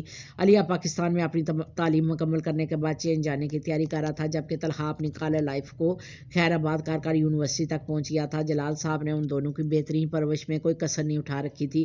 زویا کا دل چاہتا تھا کہ اب گھر میں نہیں لگتا تھا۔ اس نے اپنی روح کو تسکین کے لیے اسلامک اکیڈمی جوائن کر لی تھی۔ صبح اور شام کی کلاسز میں اپنے طلباء کو مختلف انبیاء، اولیاء اور اللہ کے نیک بندوں کی زندگی کے حقائق سے باخبر کر کے وہ آج کا کا سکون کی دولت کما رہی تھی۔ علی اپنی تعلیم کے سلسلے میں گیا ہوا تھا۔ زندگی اب جیسے ایک پرسکون ندی کی مانند سبق روی سے بہنے لگی تھی۔ اس روز وہ اکیڈمی سے واپس لوٹی تو علی کا فون آ گیا۔ ابتدائی دعا سلام کے بعد اس نے زویا سے کہا، آپ کے لیے ایک نئی خبر ہے مما۔ ہاں بولو، لیکن دیکھو پلیز ابھی مجھے وہاں کسی لڑکی سے اپنے چکر کے متعلق مت بتانا۔ ابھی میں تمہاری شادی افورڈ نہیں کر سکتی۔ اپنے بچوں کے لیے وہ ایک مہربان ماں کے ساتھ بہت اچھی دوست بھی تھی، لہٰذا اس کے بیچ مذاق کا سلسلہ بھی چلتا رہتا تھا۔ مگر اس وقت علی سیریس تھا۔ فار گیٹ سیک ماما، بے حد سیریس ہوں۔ کس سلسلے میں بھائی؟ یہی تو جاننے کی کوشش کر رہی ہوں۔ اس کے لبوں کی مسکراہٹ مزید گہری ہو رہی تھی جب دوسری طرف سے علی کی آواز ابھری، ماما آج میں نے طویل عرصے کے بعد یہاں چین میں پاپا کو دیکھا ہے۔ You know mama, Tabu aunty اب زندہ نہیں رہی۔ یہ کیا کہہ رہے ہو تم؟ طویل عرصے کے بعد ایک مرتبہ پھر اس کے اعصاب کو شدید جھٹکا لگا تھا۔ اسے علی کی آواز سنائی دی، میں سچ کہہ رہی ہوں ماما، پاپا یہاں مجھ سے ملے تھے، بہت کمزور ہو گئے، ان کا بزنس بھی ختم ہوتا جا رہا ہے۔ پاپا بتا رہے تھے پچھلے سال ایک روڈ ایکسیڈنٹ میں تبو آنٹی کی ڈیتھ ہو چکی ہے۔ زویا طلال کی سماعتیں سائیں سائیں کرنے لگی۔ ریسیور اس کے ہاتھ سے چھوٹ کر نیچے گر گیا۔ ایسا تو نہیں چاہا تھا اس نے، دل پر لگے زخموں کے باوجود اس نے کبھی خدا سے مومی گڑیا کے لیے موت کی دعا نہیں کی تھی، بلکہ اب تو پچھلے کئی سالوں سے اس نے ان دونوں کے متعلق سوچنا ہی چھوڑ دیا تھا۔ پھر کیسے مر گئی وہ؟ اسے مرنا نہیں چاہیے تھا، یوں اس طرح سے ہارنا نہیں چاہیے تھا۔ کتنی عجیب بات ہے کہ وہ اس لڑکی کی موت پر رو رہی تھی جس نے زندگی بھر سوائے دکھوں کے اسے اور کچھ نہیں دیا تھا۔ گھر میں سب کو اس حادثے سے متعلق خبر ہو چکی تھی۔ وجیہ بیگم چونکہ ایک ماں تھی، لہٰذا ان کا دل فوراً اپنے بیٹے سے ملنے کے لیے بےتاب ہو گیا۔ پھر زویا اور سائقہ بیگم نے بھی اسے معاف کر دیا۔ جلال صاحب بھی جیسے خود سے لڑتے لڑتے تھک گئے۔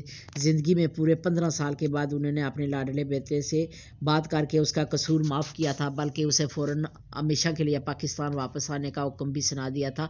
یوں ایک طویل مدت کے بعد ساہ درانی کو اس گھر کی دہلیز پر قدم رکھنا نصیب ہوا تھا جس گھر کے در و دیوار سے اس کی ہزاروں یادیں وابستہ تھی۔ دل خوشی کے آنسو سے احساس سے بوجھل ہو رہا تھا۔ اپنوں کا پیار اور قرب کی خوشبو نے اسے مدہوش کر دیا تھا۔ ایک لمحے میں جیسے 15 سال کی تھکن کا ازالہ ہو گیا تھا۔ خود وجیہ بیگم اور جلال صاحب کی آنکھیں بھی جیسے سیراب ہونے کا نام نہیں لے رہی تھی۔ زویا تو اسے دہلیز پر دیکھتے جیسے پتھر کی ہو کر رہ گئی تھی۔ یہ وہ شخص تھا جس سے کبھی ایک پل کی جدائی میں اس سے گوارا نہیں تھی، لیکن اب اسی شخص کے بغیر زندگی کے پورے 15 سال یوں خاموشی سے گزر گئے کہ اسے بالکل احساس تک نہیں ہو سکا۔ کیسی ہو زویا؟ 15 سال بعد اس کے لہجے میں وہ اپنائیت جھلکی تھی جس کے لیے کبھی اس نے خدا کے حضور گڑگڑا کر دعائیں کی تھی۔ وقت اب بدل چکا تھا، اب وہ ان چاہتوں کی عادت نہیں رہی تھی، لہٰذا فوراً اسے رستہ دیتے ہوئے خود کو سنبھال کر بولی، ٹھیک ہوں آئیے۔ کتنی عجیب بات تھی کہ وہ اپنے محبوب شوہر کو پورے 15 سال بعد اپنے سامنے پا کر بھی اس کا دل غیر معمولی انداز میں نہیں دھڑکا تھا۔ شاید نہیں، یقیناً اس کے اندر محبت کا احساس مر گیا تھا، یا اسے اللہ نے صبر کی دولت سے مالا مال کر دیا۔ بہرحال گھر میں ساہ درانی کی واپسی سے سب کو بے حد خوشی ہے۔ ایک مدت کے بعد زویا نے اپنے گھر والوں کو ایک ساتھ بیٹھ کر ہنستے مسکراتے دیکھا تھا۔ جنید اور افزا کے بچے بھی اب قد میں اپنے والدین کے برابر آگے تھے، لہٰذا طویل عرصے بعد انہیں بھی اپنے اکلوتے چاچا سے اٹکلیاں کرنے اور اپنی محبت جتانے کا موقع ملا تھا، سو وہ اس کا بھرپور فائدہ اٹھا رہے تھے۔ 15 سال میں وہ بے حد کمزور ہو گیا تھا۔ علی پہلا سیمسٹر ختم کرتے ہی اپنے باپ سے ملنے پاکستان چلا آیا۔ زویا نے اسے سوائے تبسم کے افسوس کے کوئی بات نہیں کی تھی۔ سعد نے کئی بار اسے بات کرنے کی کوشش کی، مگر زویا نے اپنی بے حسی سے اس کی ہر کوشش ناکام بنا دی تھی۔ اس دن سب بیٹھے خوش گپوں میں مصروف تھے کہ فون کی بیل بجی۔ فون علی نہیں ریسیو کیا۔ دوسری جانب سے بتایا گیا کہ جانے کیسے آفس سے گھر آتے ہوئے سعد درانی کی گاڑی کا ایکسیڈنٹ ہو گیا۔ فون کرنے والے نے اطلاع دی تھی کہ اس کی گاڑی کی حالت اس قدر خراب ہے کہ اس میں سے سعد کا زندہ نکل آنا شاید ایک معجزہ ہی ہے۔ بہرحال جائے وقوع پر موجود لوگوں نے اسے قریبی اسپتال پہنچا دیا تھا۔ اطلاع ملتے سب مطلوبہ اسپتال روانہ ہو گئے، لیکن زویا طلال کے قدموں نے اس کا ساتھ نہیں دیا۔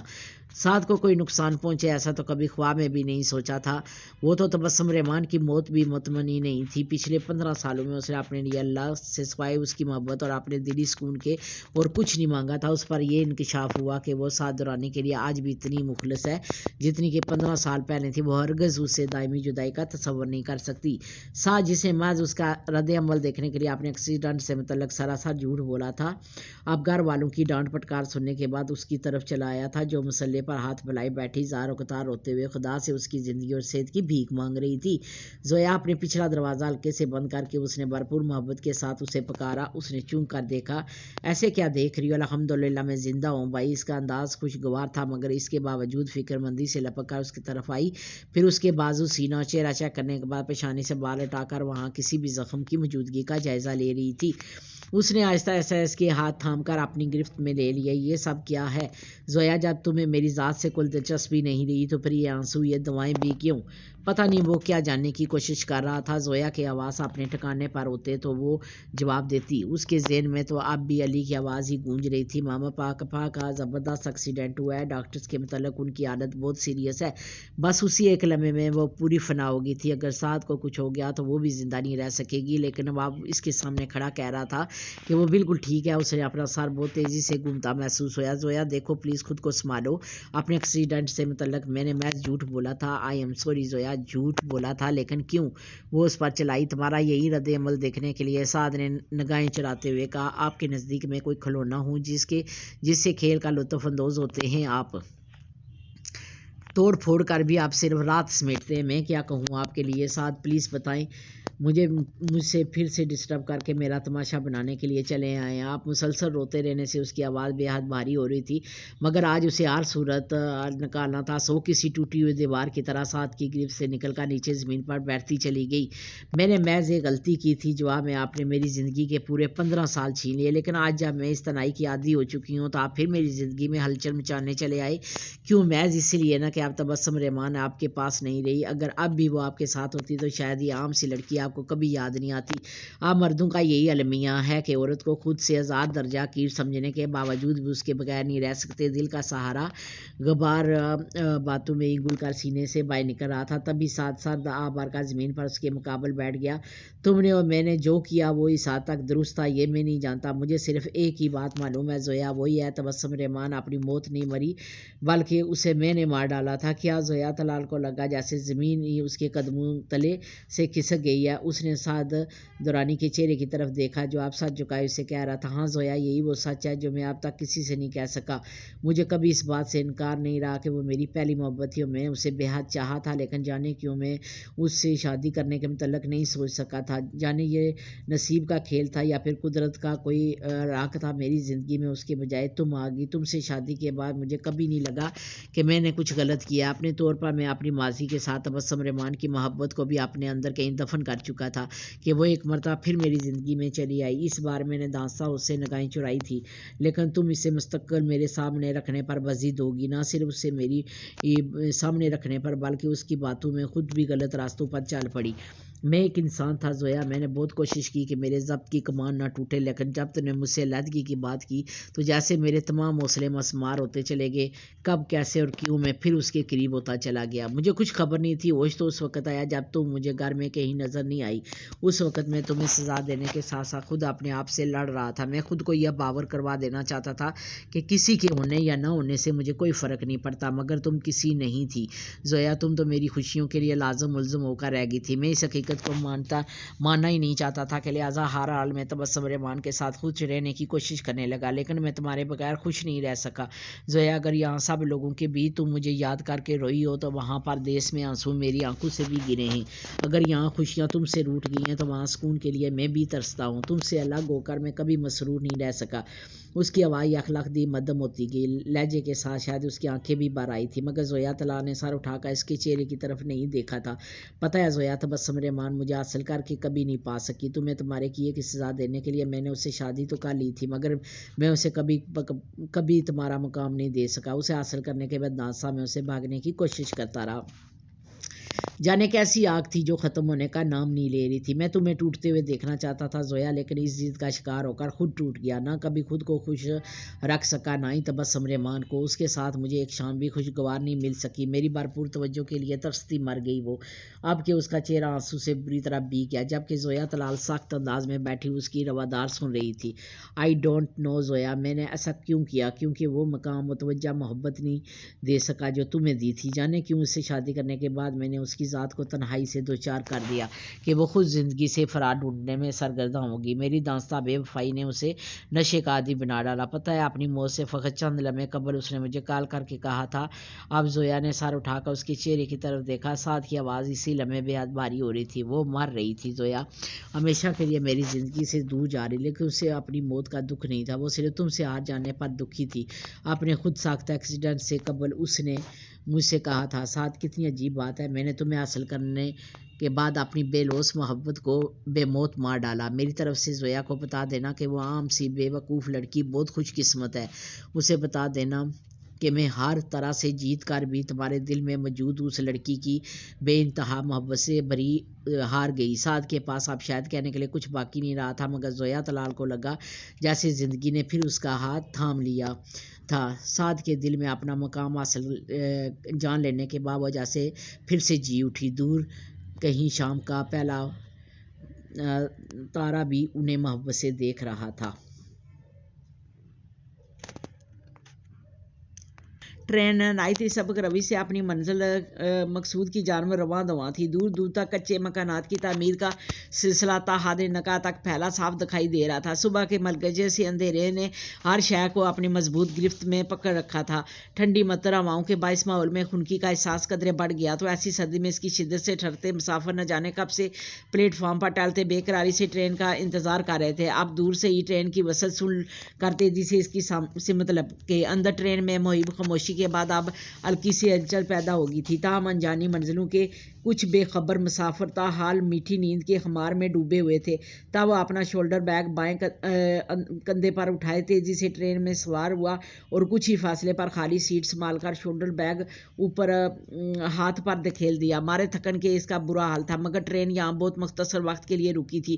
تبھی وہ دوبارہ ٹرین سے اتر کر کچھ کھانے پینے کی اشیاء خریدنے لگا۔ باہر کھلی فضا میں ٹھنڈی معطر ہواؤں کے اوداس جھونکے سردی کی شدت میں خاصا اضافہ کر رہے تھے، تاہم 15-20 منٹ کے مختصر قیام کے بعد ٹرین دوبارہ اپنی منزل کی جانب رواں دواں ہو گئی تھی۔ تبھی وہ بھاگتے ہوئے آیا اور جلدی سے اپنے مطلوبہ ڈبے میں سوار ہو گیا۔ صبح کو اجالا اب قدرے پھیلنے لگا تھا، مگر وہ پھولی ہوئی سانسوں کے ساتھ ہاتھ میں کھانے پینے کی مختلف اشیاء کے لفافے تھامے اپنی سیٹ تک آیا تو وہاں ایک ادھیڑ عمر عورت اور ان کی کھچڑی سے بالوں والے باتونی مرد پہلے قبضہ جما چکے تھے۔ وہ چونکہ پہلے ہی تھکن سے نڈال تھا، لہٰذا بغیر ان سے بحث و تکرار کیے وہ ان سے سامنے والی سیٹ پر ٹک گیا، جہاں سیاہ شال کے احاطے میں لیٹی ہوئی کوئی خاتون اپنا سر دونوں گھٹنوں پر دھرے غالباً گہری نیند میں سوئی ہوئی تھی۔ دو پل کے لیے بھولی بھٹکی یادوں کا ایک خوشگوار جھونکا اس کے ذہن میں تازہ ہوا۔ وہ سر جھٹکا سیٹ کی پشت سے ٹیک لگاتے ہوئے دھیرے سے پلکیں موند گیا۔ یہ جو مرد ہوتے ہیں نا، بڑے بے ایمان ہوتے ہیں، ذرا پتہ نہیں چلتا ان کے قول و فعل کا۔ برسوں پہلے کسی کا کھنکتا جملہ سماعتوں میں گونجا اور اس کے لب دھیمے سے مسکرا اٹھے۔ کھلی کھڑکی سے مست ہوا کے شریر جھونکے اندر آتے اس کے نفاست سے بال بنے بے ترتیبی سے بکھیر رہے تھے۔ تبھی اس کے پہلو میں سوئی اس بے خبر سی لڑکی نے ہلکے سے کسمسا کر پہلو بدلا اور آن واحد میں اس کا سر شامیر کے مضبوط کندھوں سے آ لگا۔ ایک عجیب سے لمس کی خوشبو اس کے وجود سے اٹھتی محسوس ہو رہی تھی کہ اسی اثنا میں اس نے پٹ سے اپنی آنکھیں کھول دی۔ سرخ سرخ خمار آلود آنکھوں میں عجیب سی نمی تھی۔ جب وہ بری طرح سے چونک اٹھا تم وقت کی نبض تھم گئی اور لمحے جیسے سرکنا بھول گئے۔ چاند چہرے سے سیاہ شال کیا ہٹی، وہ اپنی جگہ گویا محبوط ہو گیا۔ وہ آنکھیں، وہ ہونٹ، وہ پیشانی، وہ ریشمی زلفیں، اس کا وہ پیارا سا سیاہ تیل، اگر وہ غلطی پر نہیں تھی تو بلا شبہ یہ وہی تھی، زویا آفدی۔ ٹرین کی رفتار نے اب خاصی تیزی پکڑ لی تھی۔ صبح کا ملگجا اندھیرا چھٹنے لگا تھا۔ ارد گرد لہلاتے سرسبز کھیت نگاہوں کو عجیب سی ترباٹ بخش رہے تھے، مگر ہر چیز سے بے نیاز پتھر بنا اس کی طرف دیکھ رہا تھا، جس کی خمار آلود نگاہوں میں اب ہر درجہ حیرانگی کے ساتھ ساتھ بیتے ہوئے وقت کی گرد صاف اٹھتی ہوئی دکھائی دے رہی تھی۔ وقت ایک مرتبہ پھر گھوم کر اس کے سامنے آ گیا تھا۔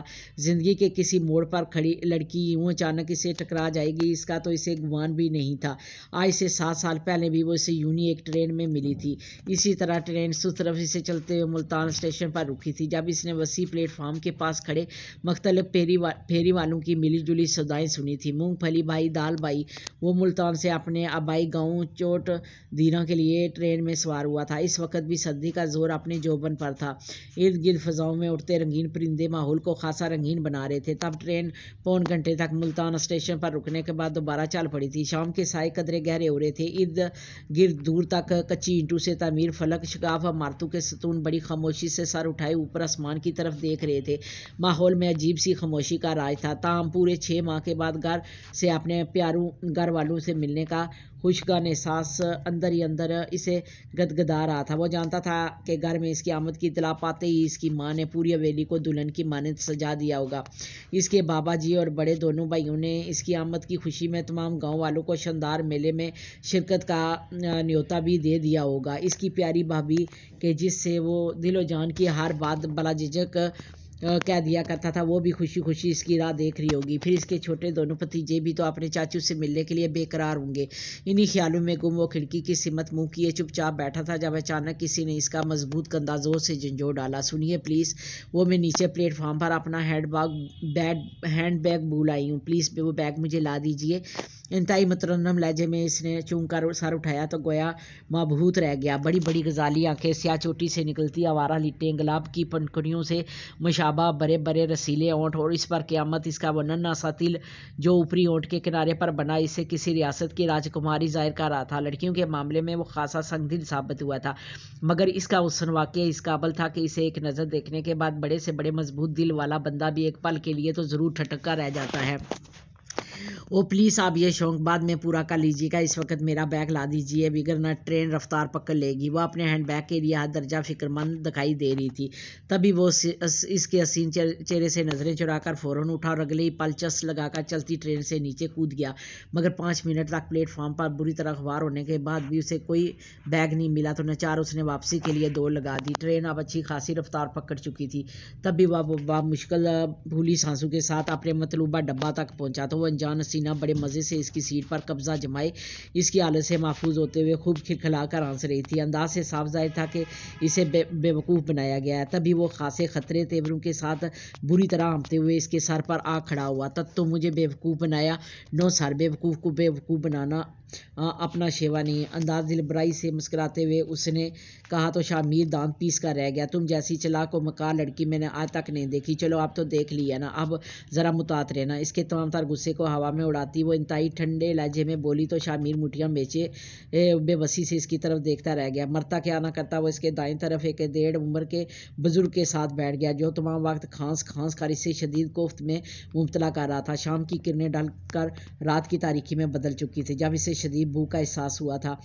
ساتھ میں چائے کی طلب بھی شدت سے بیدار ہوئی تھی، مگر وہ اس چلاک لڑکی کے ہینڈ بیگ کے چکر میں الجھ کر اپنے کھانے پینے کی اشیاء خریدنا تو بھول ہی چکا تھا۔ اب اس کے پیٹ میں چوہے دوڑ رہے تھے جبکہ وہ فراڈی لڑکی اسی کے پہلو میں بیٹھی بڑے مزے کے ساتھ ٹفن کھولے مزیدار کھانے کے ساتھ ساتھ گرما گرم چائے کا لطف بھی اٹھا رہی تھی۔ کس قدر بدلحاظ بدتمیز لڑکی ہے کہ اسے جھوٹے منہ بھی کھانے کو نہیں پوچھا۔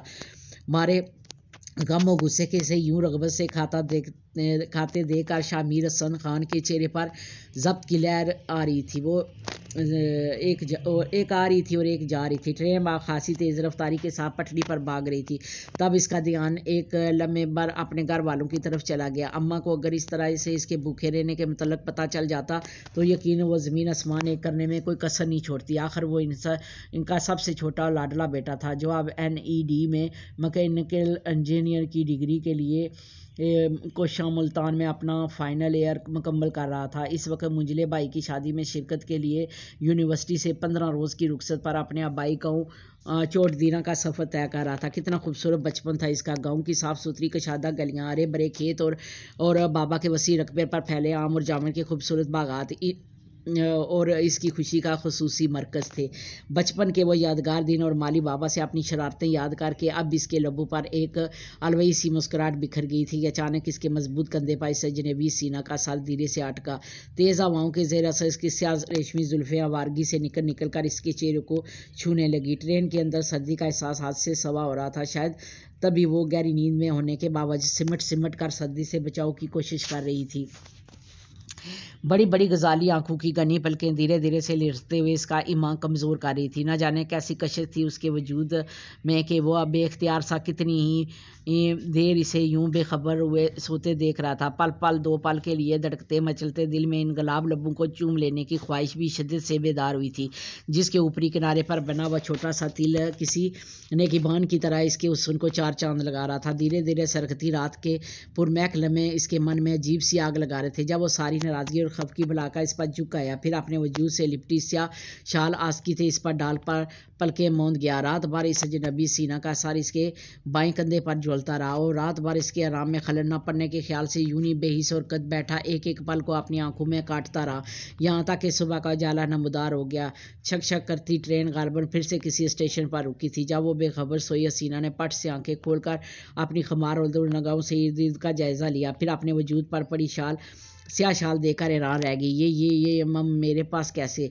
रख ले मैडम, रात में आप मेरे कंधे को नरम तकिया समझकर ख्वाब खरगोश के मज़े लूटते हुए सर्दी से बुरी तरह ठठर रही थी तो मैंने आइए आप पर डाल दी थी। रात के परकैफ लम्हों को याद करके धीमे से मुस्कुराते हुए उसने कहा और अगले ही पल अपनी सीट से उठकर ट्रेन से नीचे कूद गया, जबकि वो अनजान हसीना अब भी रानगांव से इसकी सिमत देख रही थी। बाहर प्लेटफार्म पर भांत भांत की बोलियां लगाते हुए फेरी वाले मुसाफिरों की तरफ लपक रहे थे। तब वो करीबी होटल से गर्मा गर्म चाय के 2 गिलास और एक केक लिए ट्रेन में वापस आ गया। लो नाश्ता खा लो, तबीयत फ्रेश हो जाएगी। बाप उड़ाती चाय का गिलास इसे थमाते हुए वो दोस्ताना लहजे में बोला तो वो लड़की ने चुपचाप गिलास इसके हाथ से ले लिया।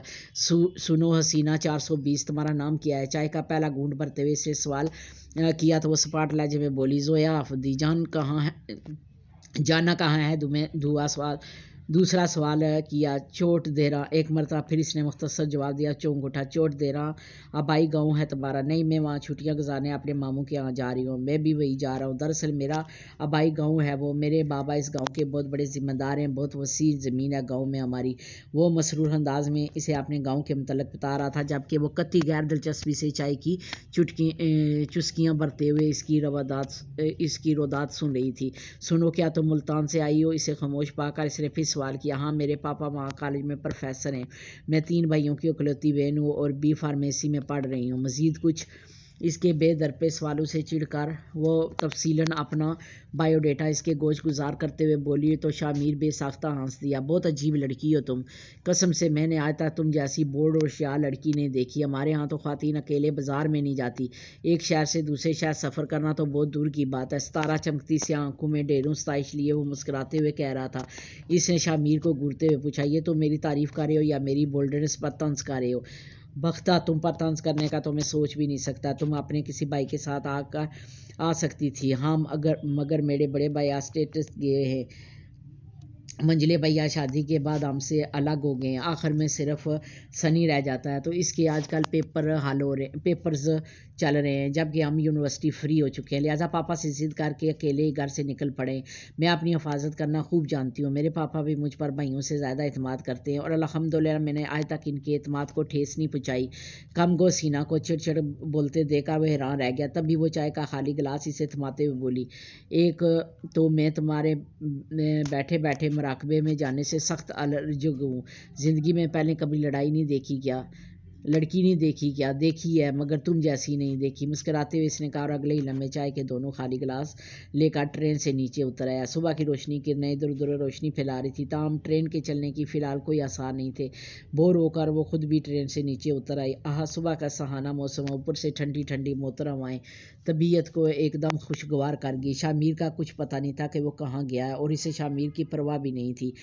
लिहाजा किसी रियासत की राजकुमारी की तरह अकेले प्लेटफॉर्म पर टहल कर इधर उधर का नज़ारा करती रही कि इसी असना में 2 बिगड़े हुए नौजवान जो काफ़ी देर से इसे अकेले भटके हुए देख रहे थे, एक दूसरे की तरफ मुस्कुरा कर देखते हुए इसके करीब चले आए। हेलो मिस, अगर आप किसी मुश्किल का शिकार हैं तो हम आपकी मदद कर दें। इनमें से एक नौजवान ने सीने पर हाथ रखकर ज़रा सा आगे को झुकते हुए मुल्खसाना पेशकश की। वो शान बेनियाजी से इसकी सिमत देखते हुए बोली, नो थैंक्स, मैं किसी मुश्किल का शिकार नहीं हूँ। फिर आप इस तरह अकेले क्यों फिर रही हैं? इस बार दूसरा नौजवान आगे बढ़ा था। तभी वो गुस्से से फंकारी, मैं अकेले फिरूँ या 10 बंदूक को साथ लेकर? तुम कौन होते हो मुझसे सवाल करने वाले? अभी तो कुछ भी नहीं। यहाँ अगर आप चाहें तो हमारे माबीन ऐसा रिश्ता कायम हो सकता है। ट्रेन चलने की तैयारी कर रही थी, जिसकी वजह से प्लेटफार्म पर मौजूद अक्का दुक्का मुसाफिर भी अपनी अपनी जगहों पर वापस चले गए थे। तभी जोया अफदी के माथे पर पहली मरतबा पसीने की हल्की सी बूंद चमकी और इसने इन औपश नौजवानों पर कड़ी निगाह डालने के बाद कदम वापसी के लिए बढ़ा दिए। मगर इससे पहले कि वो वापस पलटती, इन्हीं औपश नौजवानों में से एक लड़के ने भर्ती से आगे बढ़कर इसकी कलाई थाम ली। फिर खबास से मुस्कुराते हुए بولا واپسی کہاں جا رہی ہو سویٹ ہارٹ؟ پہلے ہماری آفر کا جواب تو دیتی جاؤ۔ شٹ اپ، میں تم جیسے لوگوں پر تھوکنا بھی پسند نہیں کرتی۔ تمہارے گھر میں ماں بہن نہیں ہے کیا؟ دونوں ہیں، بس ایک گھر والی نہیں ہے۔ ٹرین کی دوسری وصل نے زویا کے ہوش اڑا دیے تھے اور ان اوپاش نوجوانوں کا حوصلہ مزید بڑھا۔ تب بھی وہ اپنے آپ کو شدید مصیبت میں گرفتار دیکھ کر خلق کے بل چلائی۔ شامیر پلیز ہیلپ می۔ وہ ٹرین میں پریشان اس کی راہ دیکھ رہا تھا کہ اس کی صدا پر متوحش سا ٹرین سے کود پڑا۔ زندگی میں پہلی بار وہ کسی لڑکی کے لیے اس درجہ پریشان کسی کے ساتھ الجھا تھا۔ پلیٹ فارم پر کسی صنف نازک کی عزت کے لیے وہ ان آوارہ نوجوانوں کو مارنے پر تل گیا تھا۔ حالانکہ اس بار مار کٹائی میں خود بائیں ہاتھ پر بدماش لڑکے کے تیزدھار چاقو سے کافی گہرا نشان لگا، مگر وہ اپنی تکلیف اس وقت اس کی آنکھوں میں اترنے خون کو کم نہیں کر پائی تھی۔ تقریباً 7-8 منٹ کی مار داڑ کے بعد وہ آوارہ لڑکوں وہاں سے بھاگ گئے تو وہ شدید طیش کے عالم میں اس پر برس پڑا۔ تمہیں کیا ضرورت تھی یوں سر عام اپنے حسن کی نمائش کرنے کی؟ بڑی بہادر بنتی ہو نا تم مقابلہ کرتی ان کا مجھے کیوں آواز دی تھی؟ اپنے لولان ہاتھ سے بے نیاز وہ سے جھنجھوڑتے ہوئے بولا تو زویا شرمندگی سے مارے دونوں ہاتھوں میں چہرہ چھپا کر رو پڑی۔ چلو اب یہ مگرمچھ کے بقیہ آنسو ٹرین میں جا کر بہا لینا۔ سختی سے اس کا ہاتھ تھامتے ہوئے وہ ٹرین کی طرف لپکا اور جیسے تیسے ہو سکا مشکل بھاگتے ہوئے اپنے مطلوبہ ڈبے تک پہنچ گیا۔ کیونکہ ٹرین نے تاحال تیز رفتاری نہیں پکڑی تھی۔ سہمی سی زویا اپنی جگہ پر بیٹھی تو اس کی ٹانگیں پوری طرح سے کانپ رہی تھی۔ سفر کے دوران کبھی ایسا حادثہ بھی پیش آ سکتا ہے، آج سے پہلے اسے گمان نہیں تھا۔ اسی لیے میں کہہ رہا تھا تمہیں یوں اکیلے گھر سے باہر نہیں نکلنا چاہیے تھا۔ دیکھ لیا نا عورت کی عزت کیسی اب گینے جیسی ہوتی ہے۔ ذرا سی بے احتیاطی سے سارا غرور پاش ہو سکتا ہے محترمہ، کیونکہ یہ مشرقی ملک ہے، ایک پسماندہ علاقہ ہے جہاں چھوٹے ذہنوں کے جاہل لوگ زیادہ رہتے ہیں۔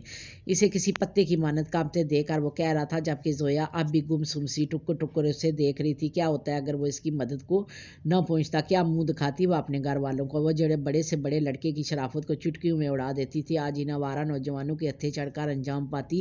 یہ تصور کیسا بھیانک تھا۔ ہلکی سی جرجری لے کر جون اس نے اپنی آنکھیں شامیر کے ہاتھ پر ڈالی، لرز کر رہ گئی کیونکہ اس کے زخمی ہاتھ سے خون بہہ کر اس کا پورا بازو بھگو گیا تھا۔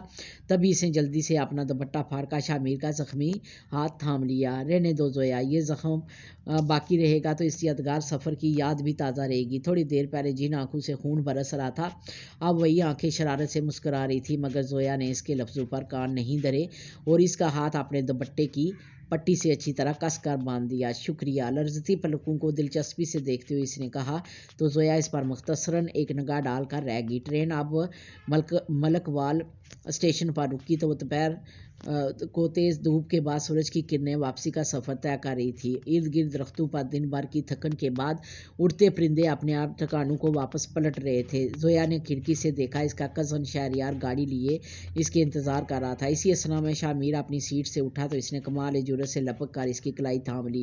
اپنی یہ شال واپس لے لو۔ وہ اس کی جسارت پلٹ کر اسے دیکھنے لگا، پھر دل میں مسکراتے ہوئے بولا، نہیں، اسے میری طرف سے گفٹ سمجھ کر اپنے پاس رکھ لو۔ وہ نرمی سے اپنی کلائی اس کے ہاتھ سے چھڑاتے ہوئے ٹرین سے نیچے کود پڑا، جبکہ اس کے پیچھے وہ بھی تھکے سے قدم اٹھاتی ٹرین سے نیچے اتر آئی۔ ملتان سے چوٹ دہرہ کا سفر اپنے اختتام کو پہنچا، مگر اس کے اندر بے قراریوں نے ڈیرے ڈال لیے۔ وہ جو خود کو پتھر کا بنا کر کہتی تھی، جس کا یہ دعویٰ تھا کہ دنیا کا کوئی مرد اس کے دل کی سلطنت کو فتح نہیں کر سکتا، وہ آج ملتان سے چوٹ دہرہ تک کے سفر میں اپنا سب کچھ ہار کر شکستہ دل سے واپس جا رہی تھی۔ محبت یوں چور راستوں سے گھس کر دل کی وادی پر حملہ کر بیٹھے گی، اس نے کبھی سوچا بھی نہیں تھا۔ شاید یہی وجہ تھی کہ ہر سال کی طرح اس بار ماموں کی شاندار حویلی میں ڈھیروں کزنز کے درمیان بھی اس کا دل ڈاری سے بچھڑی کوئل کی مانند کوکتا ہی رہا۔ اس روز بھی وہ اداس ہی بیٹھی شامیر کے متعلق سوچ رہی تھی جب اس کی کزن نگی نکسک سے تیار ہو کر اس کے قریب چلی آئی۔ زوئی، فاطمہ بھابی کے گھر شادی ہے ان کے بنجلے دیور صاحب کی، چلو گی میرے ساتھ؟ نہیں نگی، میرا من نہیں چاہ رہا، تم چلی جاؤ۔ اس کی آفر پر زویا نے انکار کر دیا۔ ہو کم آن زویا، तुम यहाँ इंजॉय करने आई हो, अगर यूं ही बोर होकर घर में बैठना था तो मुल्तान से यहाँ आने का फ़ायदा। चलो उठो ज़रा, तुम्हें भी तो पता चले कि देहात में शादियाँ कैसी होती हैं। ज़बरदस्ती उठाते हुए वह अतमी लहजे में बोली तो नचार ज़ोया को भी तैयार होकर इसके हमरा चलना ही पड़ा। महल जैसे शानदार मीर हाउस की खूबसूरती वाकई देखने लायक थी। तभी वो कदरे नर्वस सी नगी के साथ घर के अंदर आई तो क्या गोया ठटक कर रह गई, क्योंकि नज़र से कुछ फैसले पर वो ब्लैक जीन्स और ब्लैक शर्ट ज़ेब-ए-तन किए बड़े मगरूर अंदाज में मुलाजमीन को अदाई दे रहा था। इसे यूं अपनी आंखों के सामने यहाँ देखकर न जाने कैसा जादू इस पर हुआ कि सारी बेकली और उदासी पल भर में उड़न छू हो गई।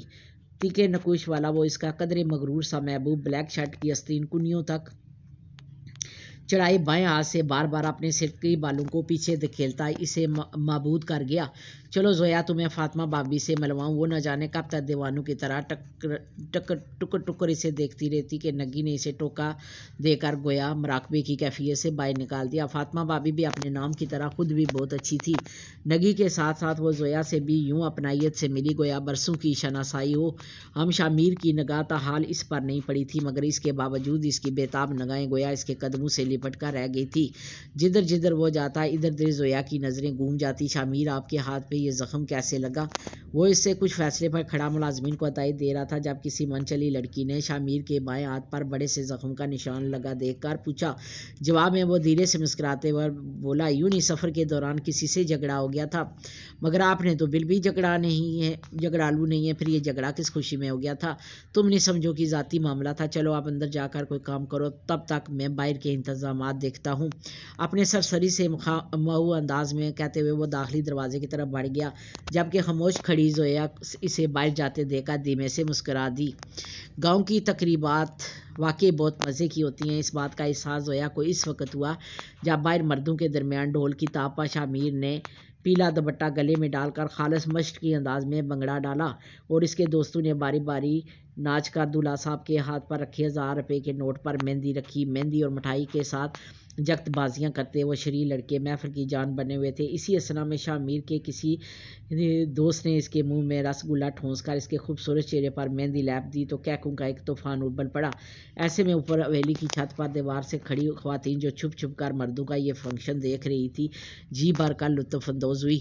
शामिर वहाँ से उठकर मुंह धोने अंदर चला गया। तभी ज़ोया ने मौका सा फ़ायदा उठाते हुए चुपके से पीछे आकर इसकी आंखों पर अपने हाथ रख दिए।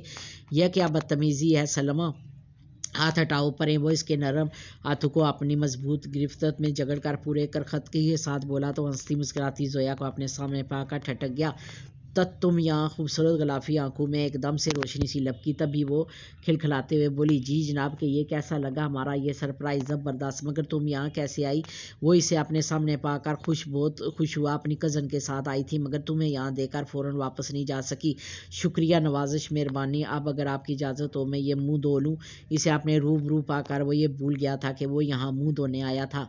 याद आया तो मुस्करा कर फ़ौरन इजाज़त तलब की। जवाब में ज़ोया ने मुस्करा कर असबात में सर हिला दिया। सुनो, कल बाजी का वलीमा है, क्या तुम आओगी? मुंह धोकर तौलिए से खुश करते हुए इसने पूछा। वो चेक कर बोली, तुम बुलाओगे तो ज़रूर आऊँगी। ठीक है, फिर कल मैं तुम्हारा इंतज़ार करूँगा। इसकी छोटी सी नाक को शहादत की उंगली टच करके वो धीमे से मुस्कुराते हुए बोला तो ज़ोया के अंदर दूर दूर तक खुशी का उजाला बिखर गया। अफसोस है कि अगले रोज़ वो चाह कर भी वहाँ नहीं जा सकी, क्योंकि नगीन की तबीयत अचानक बहुत ख़राब होगी, जिसकी वजह से इसे भी अकेले आने की इजाज़त नहीं मिली। चंद रोज़ मज़ीद बेकरारियों की नज़र हो गए जब वो एक दिन नगीन की फरमाइश पर शामिर के बगात की सैर के लिए चली आई। इत्तेफाक से शामिर भी इसी रोज़ बहुत दिनों के बाद अपने फार्म हाउस की तरफ आ निकला था। फार्म हाउस से कुछ ही फैसले पर आम, अनार, सेब, अमरूद और जामुन के दरख्तों के बगात ने फ़ौरन इसकी तवज्जो अपनी जानब मबजूल करवा ली। वसी रकबे पर फैले ये बगात आजकल फलों से लदे हुए थे। ऊंचे ऊंचे दरख्तों की टहनियों पर चहचहाते परिंदों की चहकारें वहाँ अजीब सा हुस्न बखेर रही थी। आज माली बाबा भी छुट्टी पर थे। तभी वो छोटे छोटे कदम उठाता बाग में दाखिल हुआ तो नज़र से कुछ फैसले पर एक अनजान लड़की को कच्चे आम तोड़ते देखकर ठटक गया। लड़की भी गालबन इसकी आमद का भेद भाग गई। तभी सर घुमाकर फ़ौरन इसकी तरफ देखा, फिर अपने हाथ में पकड़े कच्चे आम ज़मीन पर गिराकर चलाते हुए बोली, जुई भाग, वो आ गया बाग का मालिक। शामिर के कदमों में से लड़की की पुकार के बाद कदरे तेज़ी आ गई थी। तभी वह अपने साथी के उतरने का इंतज़ार किए बगैर वहाँ से भाग खड़ी हुई और इधर शामिर एन इस दरख्त के नीचे पहुँच गया जहाँ इस लड़की की साथी ऊपर पेड़ पर चढ़ी इनके कच्चे आम बर्बाद कर रही थी। तब तुम यहाँ भी पेड़ पर जोया को बैठे देखकर वो हैरान रह गया, जबकि वो बड़े मज़े से टांगे हिलाते हुए बोली, जी मैं कहूँ कोई एतराज़ है? तुम हमारे कच्चे आम बर्बाद कर रही हो। माज नगाहों से इसकी सिमत देखते हुए चहका, तो क्या कर लोगे तुम मेरा? इधर जैसे कोई असर नहीं था। तभी वो दिलचस्प नगाहों से इसकी सिमत देखते हुए मुस्करा कर बोला, मेरी मर्दानगी को चैलेंज ना करो मोहतरमा, प्लेटफार्म पर तुम मेरी मर्दानगी का मुजाहरा देख चुकी हो। अच्छा, ज़्यादा मियाँ मिठू बनने की ज़रूरत नहीं है, चलो फिर मुझे नीचे उतारो। बला की पुरएतमाद लड़की थी। शामिर को वाकई इसकी बोल्डनेस का कायल होना पड़ा। तब भी वो निचला ओंठ दबाए हुए मज़े से बोला, मैं क्यों उतारूं? जैसे बंदर की तरह ऊपर चढ़ी थी वैसे आप उतर भी जाओ। क्या तुमने मुझे बंदर कहा? अरे बंदर हो गए तुम खुद, तुम्हारा पूरा ख़ानदान, तुम्हारी आने वाली तमाम नस्लें। दब कर पेड़ से छलांग लगाते हुए चलाई। शामिर खिलखिला कर हंस दिया। उफ अल्लाह, में मर गई। पेड़ से ज़मीन पर सधारने के बाद वो अचानक ही अपना दायां पाँव पर चलाई तो शामिर से देखता रह गया। बड़ी अजीब लड़की हो तुम। इस रोज़ प्लेटफार्म पर तो ऐसे कांप रही थी जैसे तुमसे। शामिर के अल्फाज पर खूबसूरत सी जोया ने बड़ा जानदार कहका लगाया, इन लड़कों में तुम में बहुत फ़र्क है शामिर। बहरहाल मैं अब घर कैसे जाऊँ? मेरे तो पाँव में बड़ी ज़बरदस्त मोच आई है। मजबूती से इसका बाजू थामे वो फिर से लापरवाह अंदाज में बोली तो शामिर फ़कत सर दाबार का रह गया। शुक्र करो कि आई माली बाबा छुट्टी पर है, विगरना तुम्हारी इस जसारत पर वो मज़ा चकाते कि आने वाली 7 नस्लें याद रखती। बस बस रहने दो, तुम्हारे माली बाबा से डरती है मेरी जूती। वो कहाँ इसकी धमकी को खातर में लाने वाली थी। तभी हाथ उठाकर दो बदू लहजे में बोली तो वो फिर मुस्कुरा दिया। इसी असना में बाय नगीन ने जोया को आवाज़ लगाई तो वो इससे खुदाफिज कहकर तेज़ी से बाहर की जानब बढ़ गई। सुनो जोया, कल फिर मिलने आओगी ना? इसे तेज़ी से आगे बढ़ते देखकर वो पुकारा। वो पलट कर इसकी सिमत देखते हुए बोली, पता नहीं, कल की कल देखेंगे, फ़िलहाल तो नगीन मेरा इंतज़ार कर रही है। तुम पहले भी अपना वादा भूल गई थी जोया, इस बार मैं सचमुच तुम्हारी राह देखूंगा। चलते चलते इसे शामिर की सदा सुनाई दी जिसे वो सुनी अनसुनी करते हुए तेज़ी से नगीन की तरफ चली आई जो बाग के बाहर खड़ी इसके लिए खासी फिक्रमंद हो रही थी। इतनी देर क्यों लगाई जोई? क्या शामिर भाई तुमसे उलझ पड़े थे? इसके चेहरे पर हवाइयाँ उड़ रही थी जब जोया ने सरशार खिलखिलाते हुए धीरे से नफ़ी में सर हिला दिया। थैंक्स गॉड, मेरी तो जान ही निकल गई थी। पता है ये तमाम पेड़ पौधे शामिर भाई की मालकियत है। उन्होंने पता नहीं कहाँ कहाँ से एक एक पौधा मंगवा कर यहाँ लगाया है। कोई इनकी इजाज़त के बगैर यहाँ किसी पेड़ की एक टहनी तक तोड़ने तो इसका मुँह देखने वाला होता है। बहुत प्यार करते हैं इन पेड़ पौधों से, वैसे भी घर बार के चाहते हैं। किसी को इनके सामने पर मारने की इजाज़त नहीं। नगीन से शामिर के मतलब बता रही थी और वो हल्के से लंगड़ा कर चलते हुए भरपूर खुशी के साथ इसकी बातें सुन रही थी। शामिर के लिए इसके दिल में मौजूद प्यार मजीद बढ़ गया था। फिर अगले कई रोज़ तक शामिर हसन खान आमों के बाग में लगे गन्ने पेड़ों के तने से टेक लगाए इसकी राह देखता था, मगर वो जानबूझकर इसे सताने के लिए वहाँ नहीं आई। बहुत रोज़ बीत गए। शामिर को तेज़ बुखार चढ़ा और वो कई रोज़ तक फार्म हाउस का रुख न कर सका। जब इसकी तबीयत कदरे बहाल हुई तो फ्रेश होने के लिए बागात की सिमत चलाया। इसे जोया से मोहब्बत नहीं थी, मगर फिर भी इसके न मिलने पर वो बीमार पड़ गया। आज भी दिल के किसी कोने में मामूली सी उम्मीद थी कि शायद वो इसे यहाँ मिल जाए और वाकई वहाँ इसे मिल गई। आम पक कर तैयार हो चुके थे। चहचहाते परिंदों की चहकारें इस वक्त समातू को बेहद भली लग रही थी। तभी वो जामन के गन्ने पेड़ तक टेक लगाकर बैठ गया।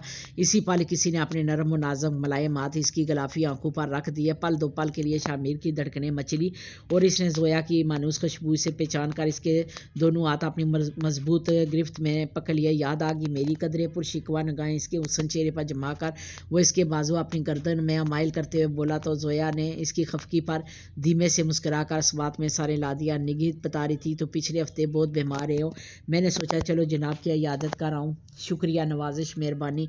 अगर आज भी आप नहीं आती तो शायद मैं मर ही जाता। इसके अंदाज पर वो कदरे जल कर बोला था जब शरीर सी जोया ने हल्की सी चपत इसके गाल पर रसीद करते हुए कदरे खफकी से कहा, शट अप, वक्त बेवक्त फजूल बकवास नहीं किया करते। मैं घर वापसी की तैयारी कर रही थी इसलिए तुमसे मिलने नहीं आ सकी। कब जा रही हो? वापस से आई है 1-2 रोज़ तक, मेरी भी छुट्टियां ख़त्म हो चुकी हैं। तुम ऐसा करो, मुल्तान में अपना राब्ता नंबर मुझे दे दो, मैं वहाँ से तुमसे राब्ता कर लूँगा। ठीक है। जोया तो ज़िंदगी के किसी मोड़ पर इससे बिछना ही नहीं चाहती थी, सो इसने बला झिझक अपना फ़ोन नंबर और एड्रेस शामिर को दे दिया और मसरूफ़ सी घर वापस चली आई। ज़िंदगी एकदम सी बेहद हसीन ہوگی تھی کسی کو چاہنا اور چاہے جانا کس قدر خوبصورت لگتا ہے۔ آج سے پہلے زویا افدی کو اس کا احساس نہیں تھا۔ دن رات خوابوں کے سفر میں خود کو شامیر حسن خان کے سنگ پا کر وہ محبت کے راستوں پر بہت آگے نکل چکی تھی، اتنا آگے کہ جہاں سے واپسی کا تصور اس کے لیے موت کے مترادف تھا۔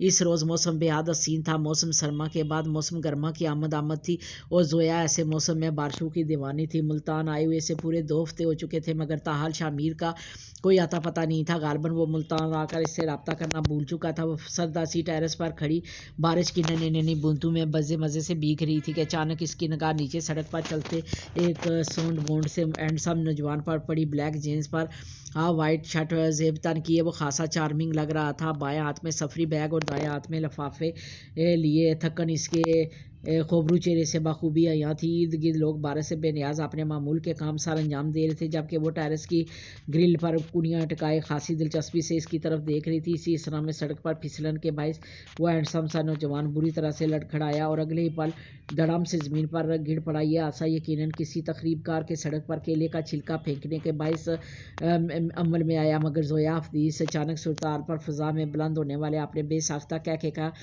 گلا نہ گھونٹ سکی۔ سڑک پر کھڑے پانی کی وجہ سے نہ صرف اس نوجوان کے صاف ستھرے کپڑے برباد ہو گئے، بلکہ یہ کیچڑ اس کے خوبرو چہرے پر بھی کہیں نقش و نگار بنا گیا، جس کے بعد زویا کا ہنس ہنس کا برا حال ہو گیا۔ اجنبی نوجوان نے اچانک افتاد سے سنبھل کر آستین سے اپنا چہرہ صاف کرتے ہوئے پل 2 پل کے لیے سامنے ٹیرس کی طرف دیکھا تو معبود رہ گیا۔ لائٹ پر پرپل کلر کے 3 پیس سوٹ میں ملبوس لمبے ریشمی بال پش پر بکھرائے وہ دائیں ہاتھ سے اپنی ہنسی کو ضبط کرنے کی کوشش کرتے ہوئے بے حد حسین دکھائی دے رہی تھی۔ شاید اس نے اپنی زندگی میں اتنی خوبصورت لڑکی کبھی نہیں دیکھی تھی۔ پل 2 پل کے لیے قدرت کا سارا نظام تھم گیا تھا۔ زویا کو اس کے یوں ٹکر ٹکر دیکھنے پر اپنی حماقت کا احساس ہوا تو وہ فوراً ٹیرس سے نیچے اتر آئی، مگر ہنسی کا طوفان تھا کہ کسی طور تھم ہی نہیں رہا تھا۔ وہ صد شکر تھا کہ گھر میں اس وقت کوئی نہیں تھا، وگرنہ اس کی سکرتبہ سے ڈانٹ پڑنا یقینی بات تھی۔ بہرحال ہنسنے کا یہ پروگرام ابھی جاری تھا کہ اس کے گھر کی گھنٹی بج اٹھی۔ تب بمشکل اپنی مسکراہٹ کا گلا گھونٹ کر وہ گیٹ تک آئی تو باہر وہی نوجوان منتظر کھڑا تھا جس کے زمین پوش ہونے کا منظر اسے ہنسا ہنسا کر بے حال کر رہا تھا۔ ایکسکیوز می، میں شہر میں قطعی اجنبی ہوں، مگر میرے ایک دوست نے اس روڈ پر 2 روز قبل ایک کرائے کا مکان حاصل کیا، کیا آپ بتا سکتی ہیں وہ مکان کہاں ہوگا؟ لباس کے ساتھ ساتھ اس کا لہجہ بھی کافی شائستہ تھا۔ تبھی زویا نے بمشکل اپنی ہنسی پر قابو پا کر مختصر الفاظ میں بتایا، سوری میں اس کی بابت زیادہ نہیں جانتی، البتہ ہمارے ساتھ والا مکان بھی کافی عرصے سے خالی پڑا ہے۔